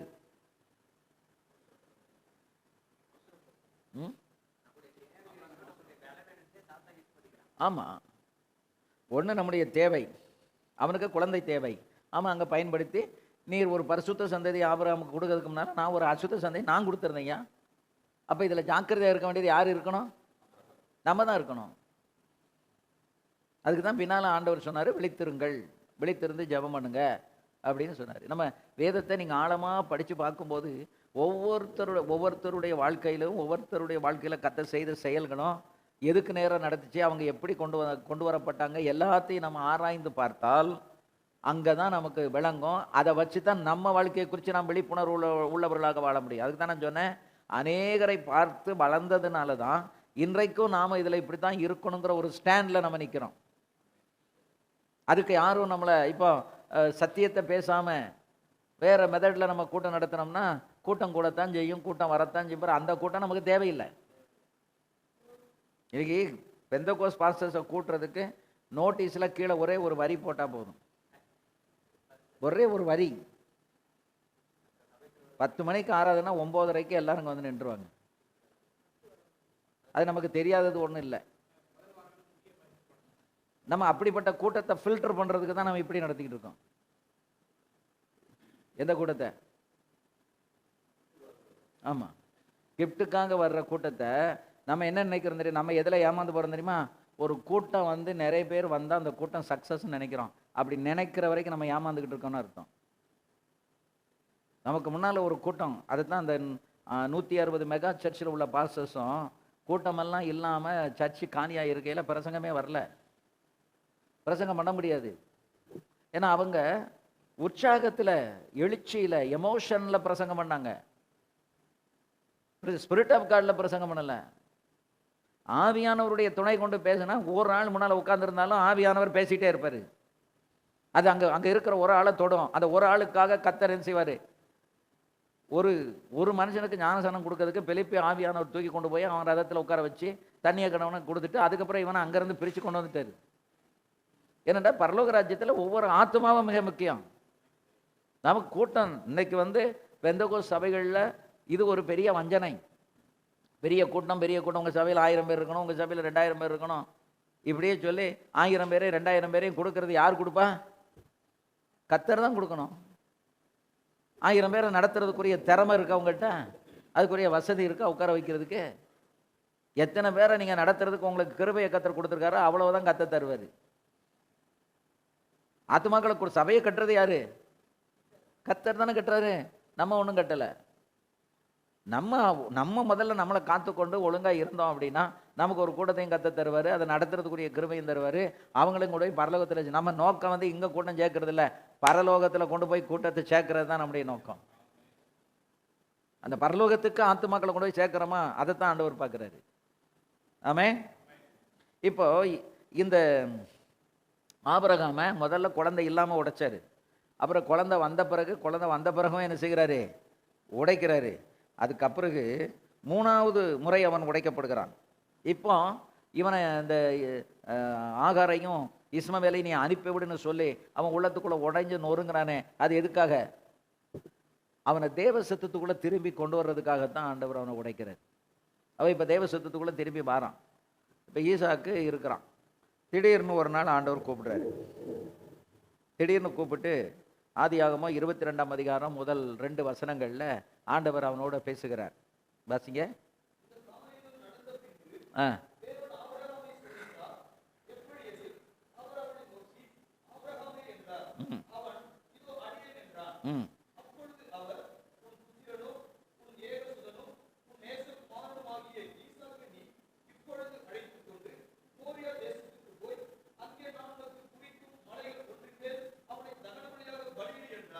ஆபிரகாம் வந்து ஆண்டவர்கிட்ட ஒரு எக்ஸ்கியூஸ் கேட்கறதுக்கு அங்கே வழியே கிடையாது. அவர் என்ன சொன்னார்? உன் புத்திரன். ஆண்டவரே மகனை எப்படி சொல்ல முடியல. அவரே சொல்லிட்டார், உன் புத்திரனும் உன் ஏக சுதனும். அப்படின்னா என்ன அர்த்தம்? ஒரே மகன் தான் ஆண்டவர், இந்த ஒரு மகனை நீர் கேட்கிற அப்படின்னு அவன் முறையிடுறதுக்கு வழி கிடையாது. அவரே சொல்லிட்டார், உன் ஏக சுதன். அடுத்து உன் நேசகுமாரன், நீ நேசிக்கிற குமாரன். இங்கே தான் இப்போ 3வது முறை இவனுடைய சுயம் வந்து கடுமையாக உடைக்கப்படுது. யாருடைய சுயம்? ஆபிரகாமுடைய சுயம். இப்போ தான் நான் இஸ்மவேலால் உள்ள துக்கம் நீங்கி நான் இப்போ கொஞ்சம் நிம்மதியாக உட்காந்துக்கிட்டு இருக்கேன். உடனே அடுத்த துக்கம் வந்துருச்சே. என்ன துக்கம்? இப்போ இவனை கொண்டு போய் பலி செலுத்தணும். அது இருக்கிறதுலே கடுமையான. அப்போ அந்த டெஸ்ட் கூடிக்கிட்டு இருக்கா குறைஞ்சிக்கிட்டு இருக்கா? வயசாக அனுபவம் கூட கூட சோதனையினுடைய அந்த volume or the value of the temptation will be increased. சின்ன வயசுல நமக்கு வந்த சோதனைகளும் அதனுடைய கஷ்டங்களும் வயசான பிறகு வருமானா இல்லை. அந்த வயசுக்கும் அனுபவத்துக்கு தகுந்தாக்கில் தான் இப்போ வரும். நம்ம வயசுல மூத்து நல்ல அனுபவத்தில் இருக்கிறோம் அப்படின்னா இப்போ நம்மளை ஆண்டவர் தேய்ச்சி எடுக்கிறது எப்படி தேய்ப்பார்னா அதுக்கு தகுந்த மாதிரி. ஏன்னா நமக்கு எல்லா வசனமும் தெரியும், எல்லா அனுபவமும் நமக்கு இருக்குது, எல்லாத்துக்கும் நம்ம ஒரு பதில் வச்சுருப்போம். எல்லாம் இருக்கிறதுனால நம்ம எதுவுமே பதில் சொல்ல முடியாதபடிக்கு நம்மளை உடைப்பாருங்க. ஆண்டவர்கிட்ட போய் நம்ம எதுவுமே என்ன செய்ய முடியாது, சொல்ல முடியாது, சொல்கிறதுக்கு வாய்ப்பே கிடையாது. அப்படிப்பட்ட ஒரு நிலையில தான் ஆண்டவர் என்ன செய்வார், நம்மளை உடைப்பார். இப்போ ஆபிரகாம்கிட்ட சொல்கிறாரு, உன்னுடைய புத்திரன் உன் ஏக சுதன் உன் நேச குமாரனாகிய ஈசாக்கை நீ இப்பொழுது அழைத்து கொண்டு மோரியா தேசத்துக்கு போ. அங்கே போய் நான் உனக்கு குறிக்கும் மலைகளில் ஒன்றில் தகன பலியாக என்ன செய். அப்போ அந்த மோரியா தேசத்தில் வந்து சின்ன சின்ன குன்றுகளாக இருந்தது. அதில் ஒரு குன்று தான் இப்போ இருக்கிற எருசலேமில் இருக்கிற தேவாலயம் இருக்குல்லையே இருந்தது இல்லவா, அந்த குன்றும் என்னது, அதில் ஒரு மலை. அந்த மலையில் தான் இப்போ இவனை கொண்டு போய் என்ன செய்ய சொல்றாரு. அப்போ இது வந்து மலை. அப்புறம் தாவீது வந்து ஒரு பலி செலுத்துறான் பாருங்க, அர்வனானுடைய களம். அப்போ என்ன ஆயிடுச்சு, அது களமாக மாறிடுச்சு. அப்போ இவன் அங்கே பலி செலுத்துறான், அவன் அந்த களத்தில் வந்து அவன் ஒரு பலியை செலுத்துறான். அதுக்கு பிறகு அதே இடம்தான் எதுக்கு தேர்வு செய்யப்படுகிறது, தேவாலயம் கட்டப்படுவதற்கு தேர்வு செய்யப்படுகிறது. அப்போ இந்த சரித்திரத்தினுடைய கோடை நீங்கள் பார்த்தீங்கன்னா ஆபிரகாமில் இருந்து தாவீது வரைக்கும் சாலமோன் வரைக்கும் எப்படி வருது, ஒரே நேர்கோட்டில் வருது. இதிலிருந்து நம்ம தெரிந்து கொள்ளலாம், தேவனுடைய சித்தம்னு ஒன்று இருக்குது, திட்டம்னு ஒன்று இருக்குது. அந்த திட்டத்துக்குள்ளே தான் நீங்களும் நானும் நின்று செயல்படணும். அது ஆபிரகாமாக இருந்தாலும் தாவீதா இருந்தாலும் சாலமோனாக இருந்தாலும் யாராக இருந்தாலும் எதுக்குள்ளே தான் நிற்கணும், தேவனுடைய சித்தத்தில் அந்த லைனில் தான் நம்ம நிற்கணும். அந்த லைனை விட்டு வலதுபுறம் இடதுபுறம் என்ன செய்யக்கூடாது, சாயக்கூடாது.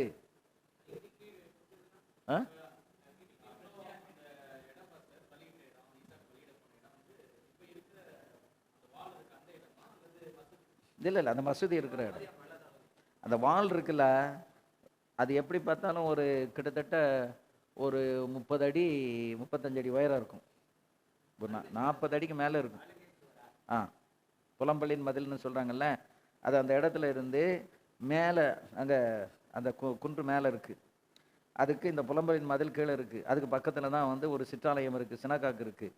இப்போ யூதர்கள் ஆராதனை நடத்துறதெல்லாம் அங்கே தான் வந்து நடத்துகிறாங்க. அதை அப்படி தாண்டி வெளியே வந்த உடனே அதுலேருந்து அந்த இதில் அப்படி மேலே ஏறி போகணும். ஸோ இந்த பக்கம் உயரமாகவும் அது அப்படி சரிஞ்சு இருக்குது.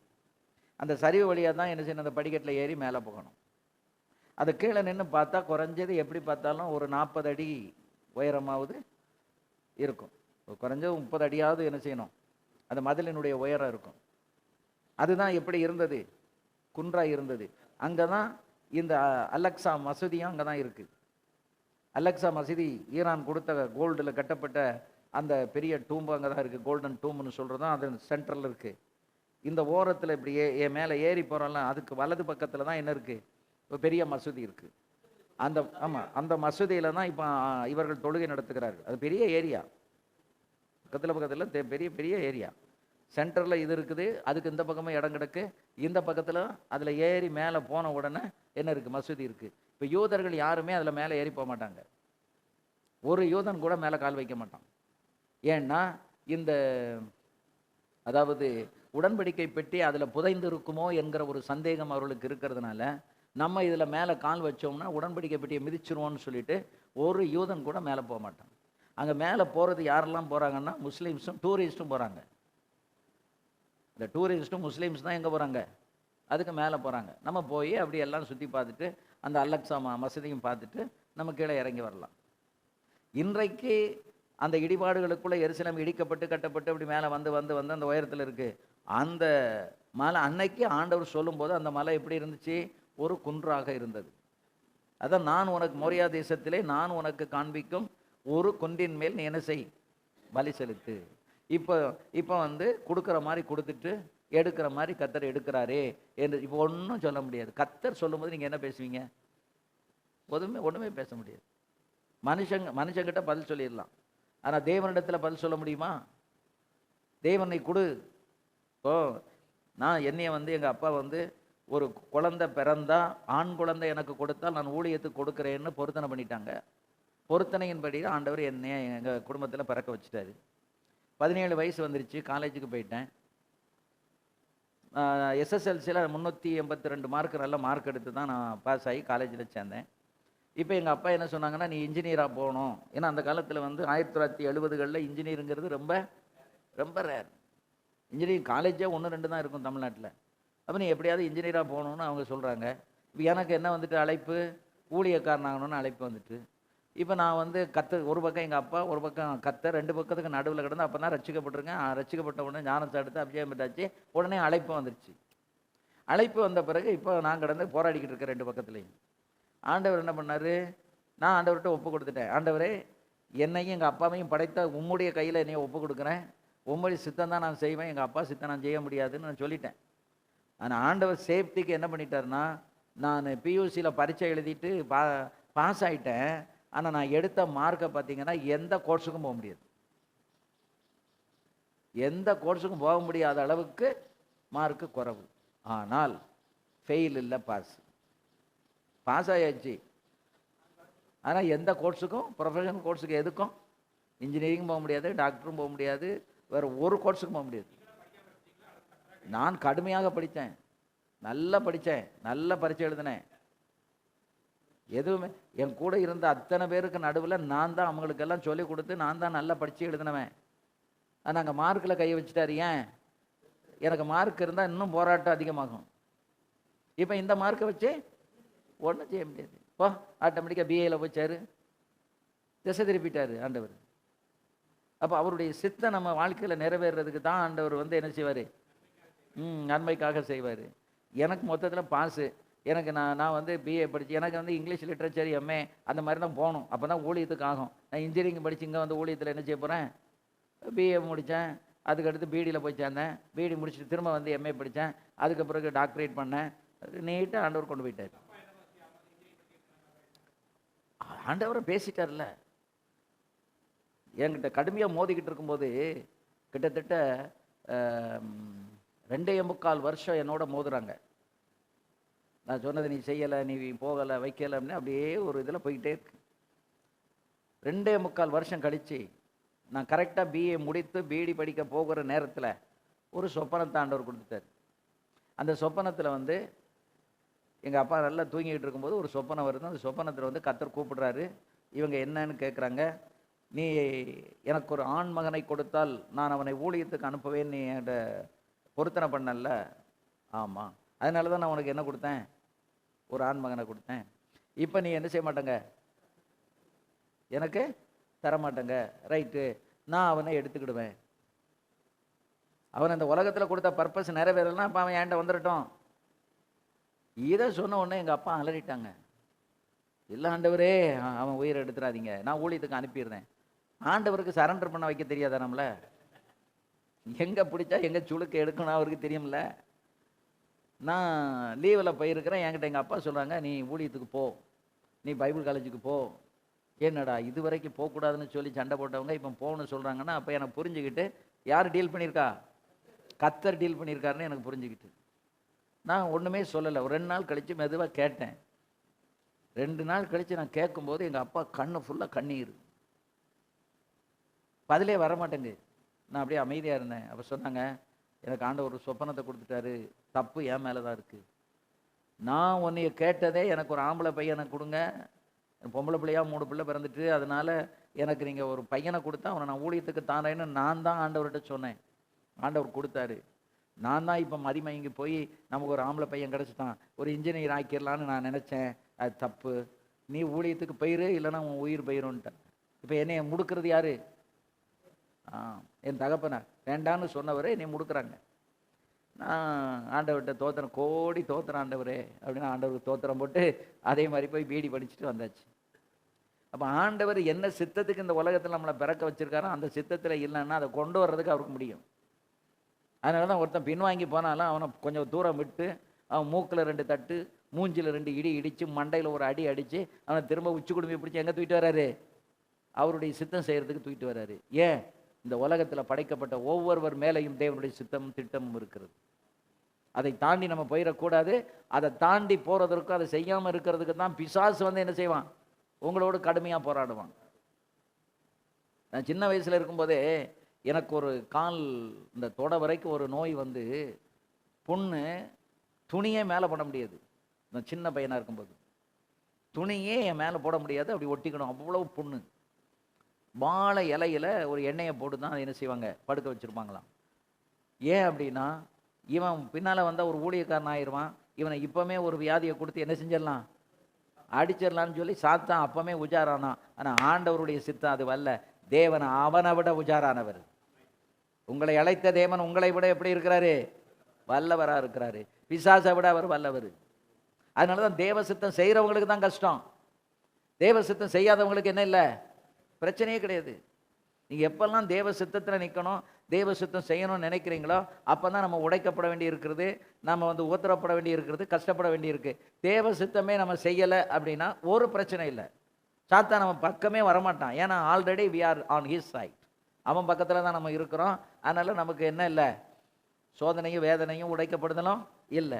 ஏன் இப்போ உடைக்கப்படுகிறோம் அப்படின்னா, எங்கேயாவது ஒரு இடத்துல லேசாக வழி தவறி இருப்பான், ஒரு அடி அடித்து உடைச்சி திரும்ப எங்கே தூக்கி வைக்கிறாரு, சரியான பாதையில் கொண்டு வைக்கிறார். இப்போ ஆபிரகாமுக்கு ஆண்டவர் வந்து மகனை பலி செலுத்துங்கிறாரு. இதுதான் அவன் வாழ்க்கையில் வந்து 3வது முறையாக உடைக்கப்படுகிறான். அப்போ 3வது முறை உடைக்கப்பட்ட பிறகு அவனுக்கு இப்போ ஒன்றும் சொல்ல முடியலை. அவன் அப்படி சைலண்ட்டாக கூட்டிகிட்டு போகிறான். போய் அந்த அந்த டைம் எல்லாம் வந்து பெயின்ஃபுல் டைம். எப்போவுமே நம்மளை உடைக்கும் போது ஒரு குறிப்பிட்ட காலத்தில் ஆண்டவர் நமக்கு இருதயத்தில் எதை கொடுப்பாரு, பயங்கரமான வேதனை, நெருக்கம், துக்கம், சஞ்சலம், சாப்பிட முடியாது, மாறம். இதை எப்படி நான் கடந்து போக போகிறேன். அவன் எவ்வளவு, அவனை வீட்டை விட்டு அனுப்பியாச்சு, இப்போ அவன் எங்கே இருக்கான்னு தெரியல. இவனை கொண்டு போய் பலி செலுத்த சொல்கிறாரு. இப்போ என்ன செய்யறது, இதில் அவன் உடைக்கப்படுறான். ஏன் இப்போ அவனை உடைக்கிறாரு, இவனை உடைச்சாதான் இவன் விசுவாசிகளின் தகப்பனாக மாற முடியும். ஆமென். இவன் ஆபிரகாம் வந்து விசுவாசிகளின் தகப்பன் என்று அழைக்கப்படணும்னா இப்போ இந்த உடைக்கப்படுதலின் அனுபவத்தில் அவன் பெர்ஃபெக்டாக கடந்து போகணும். அது மாதிரி அவன் போய் பலிபீடத்தில் ஈசாக்கை தூக்கி வச்சு, அங்கே தூக்கி வைக்கும் போதெல்லாம் இவன் சுயம் அப்படியே அழிஞ்சு நொறுங்கிட்டு. யாருடைய சுயம், ஆபிரகாமுடைய சுயம், தன் மகன் மேலே வச்சிருந்த பாசம் எல்லாமே அழிஞ்சு போச்சு. அது ஒன்றும் இல்லைங்கிறத அவன் ப்ரூவ் பண்ண பிறகு ஆண்டவர் நிறுத்துன்ட்டாரு. அவ்வளவு தூரம் உடைச்சி நம்ம கேட்க முடியுமா, ஆண்டு என்ன ஆண்டவர் இது அப்பமே சொல்லியிருக்கக்கூடாது. நான் வீட்டிலேருந்து கிளம்பும்போதே வேண்டான்னு சொல்லியிருந்தா நான் இவ்வளவு அழுதுருப்பேனா, நொறுங்கியிருப்பேனா, இவ்வளோ சங்கடப்பட்டிருப்பேனா.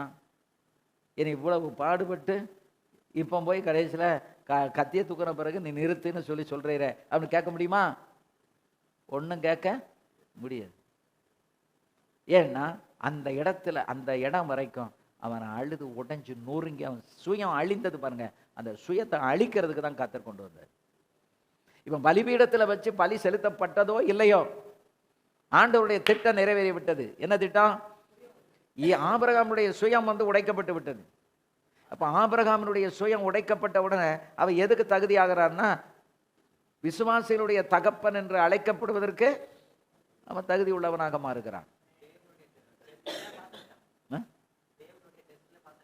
ஆமா, தேவன் கொடுத்த சோதனையில் அவன் என்ன செஞ்சிட்டான், அவன் பாஸ் ஆயிடுவான்னு தெரியும், இருந்தாலும் அந்த அனுபவத்துக்குள்ள கொண்டு போய் தான் நிறுத்துறார்.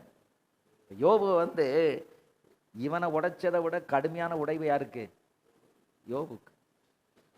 யோபுவை வந்து ஆண்டவர் எப்படி உடைச்சாரு, உயிரை தவிர மற்ற எல்லா விதங்களிலும் அவனை உடைத்தார்.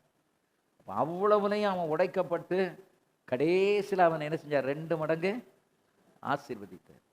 அப்போ உயர்வு வருவதற்கு முன்பும் உடைக்கப்படுகிறோம், உருவாக்கப்படுவதற்காகவும் உடைக்கப்படுகிறோம், உயர்த்தப்படுவதற்காகவும் என்ன செய்கிறோம், நாம் உடைக்கப்படுகிறோம். ஆகவே ஒரு தலைவன் எஃபெக்டிவாக நல்ல வலுவாக செயலூக்கத்தோடு செயல்படணும் அப்படின்னா அவன் எப்படிப்பட்ட தலைவனாக இருக்க வேண்டும், உடைக்கப்பட்ட தலைவனாக இருக்க வேண்டும். அப்படி உடைக்கப்படலை அப்படின்னா செயலூக்கத்தோட எஃபெக்டிவாக நம்மளால் என்ன செய்ய முடியாது, செயல்பட முடியாது. ஆகவே ஆண்டவர் உடைக்க நம்மளை ஒப்பு கொடுக்கும்போது என்ன செஞ்சிடணும் அப்படின்னா உடைஞ்சிடணும். அப்படி உடையலை அப்படின்னா திரும்ப திரும்ப ஆண்டவர் என்ன செய்வார்? உடையிற வரைக்கும் ஒப்பு கொடுத்துக்கிட்டே இருப்பார். ஒரே அடியில் உடஞ்சிட்டா விட்டுருவோம். தேங்காயை உடைக்கிறோம், ஒரு அடியில் அது உடஞ்சிட்டுன்னா விட்டுறணும். இல்லைன்னா என்ன செய்யறோம்? திரும்ப திரும்ப தட்டிக்கிட்டே தான் இருக்கணும். அதுபோல் ஆண்டவர் திரும்ப திரும்ப தட்டாமல் அவர் ஒரு தடவை தட்டும் போதே உடைந்து விட்டோம் என்றால் சித்தத்துக்கு நேராக கர்த்தர் நடத்தி விடுகிறார். அல்லேலூயா, ஆமென். கர்த்தர் நம்மை ஆசீர்வதிப்பாராக.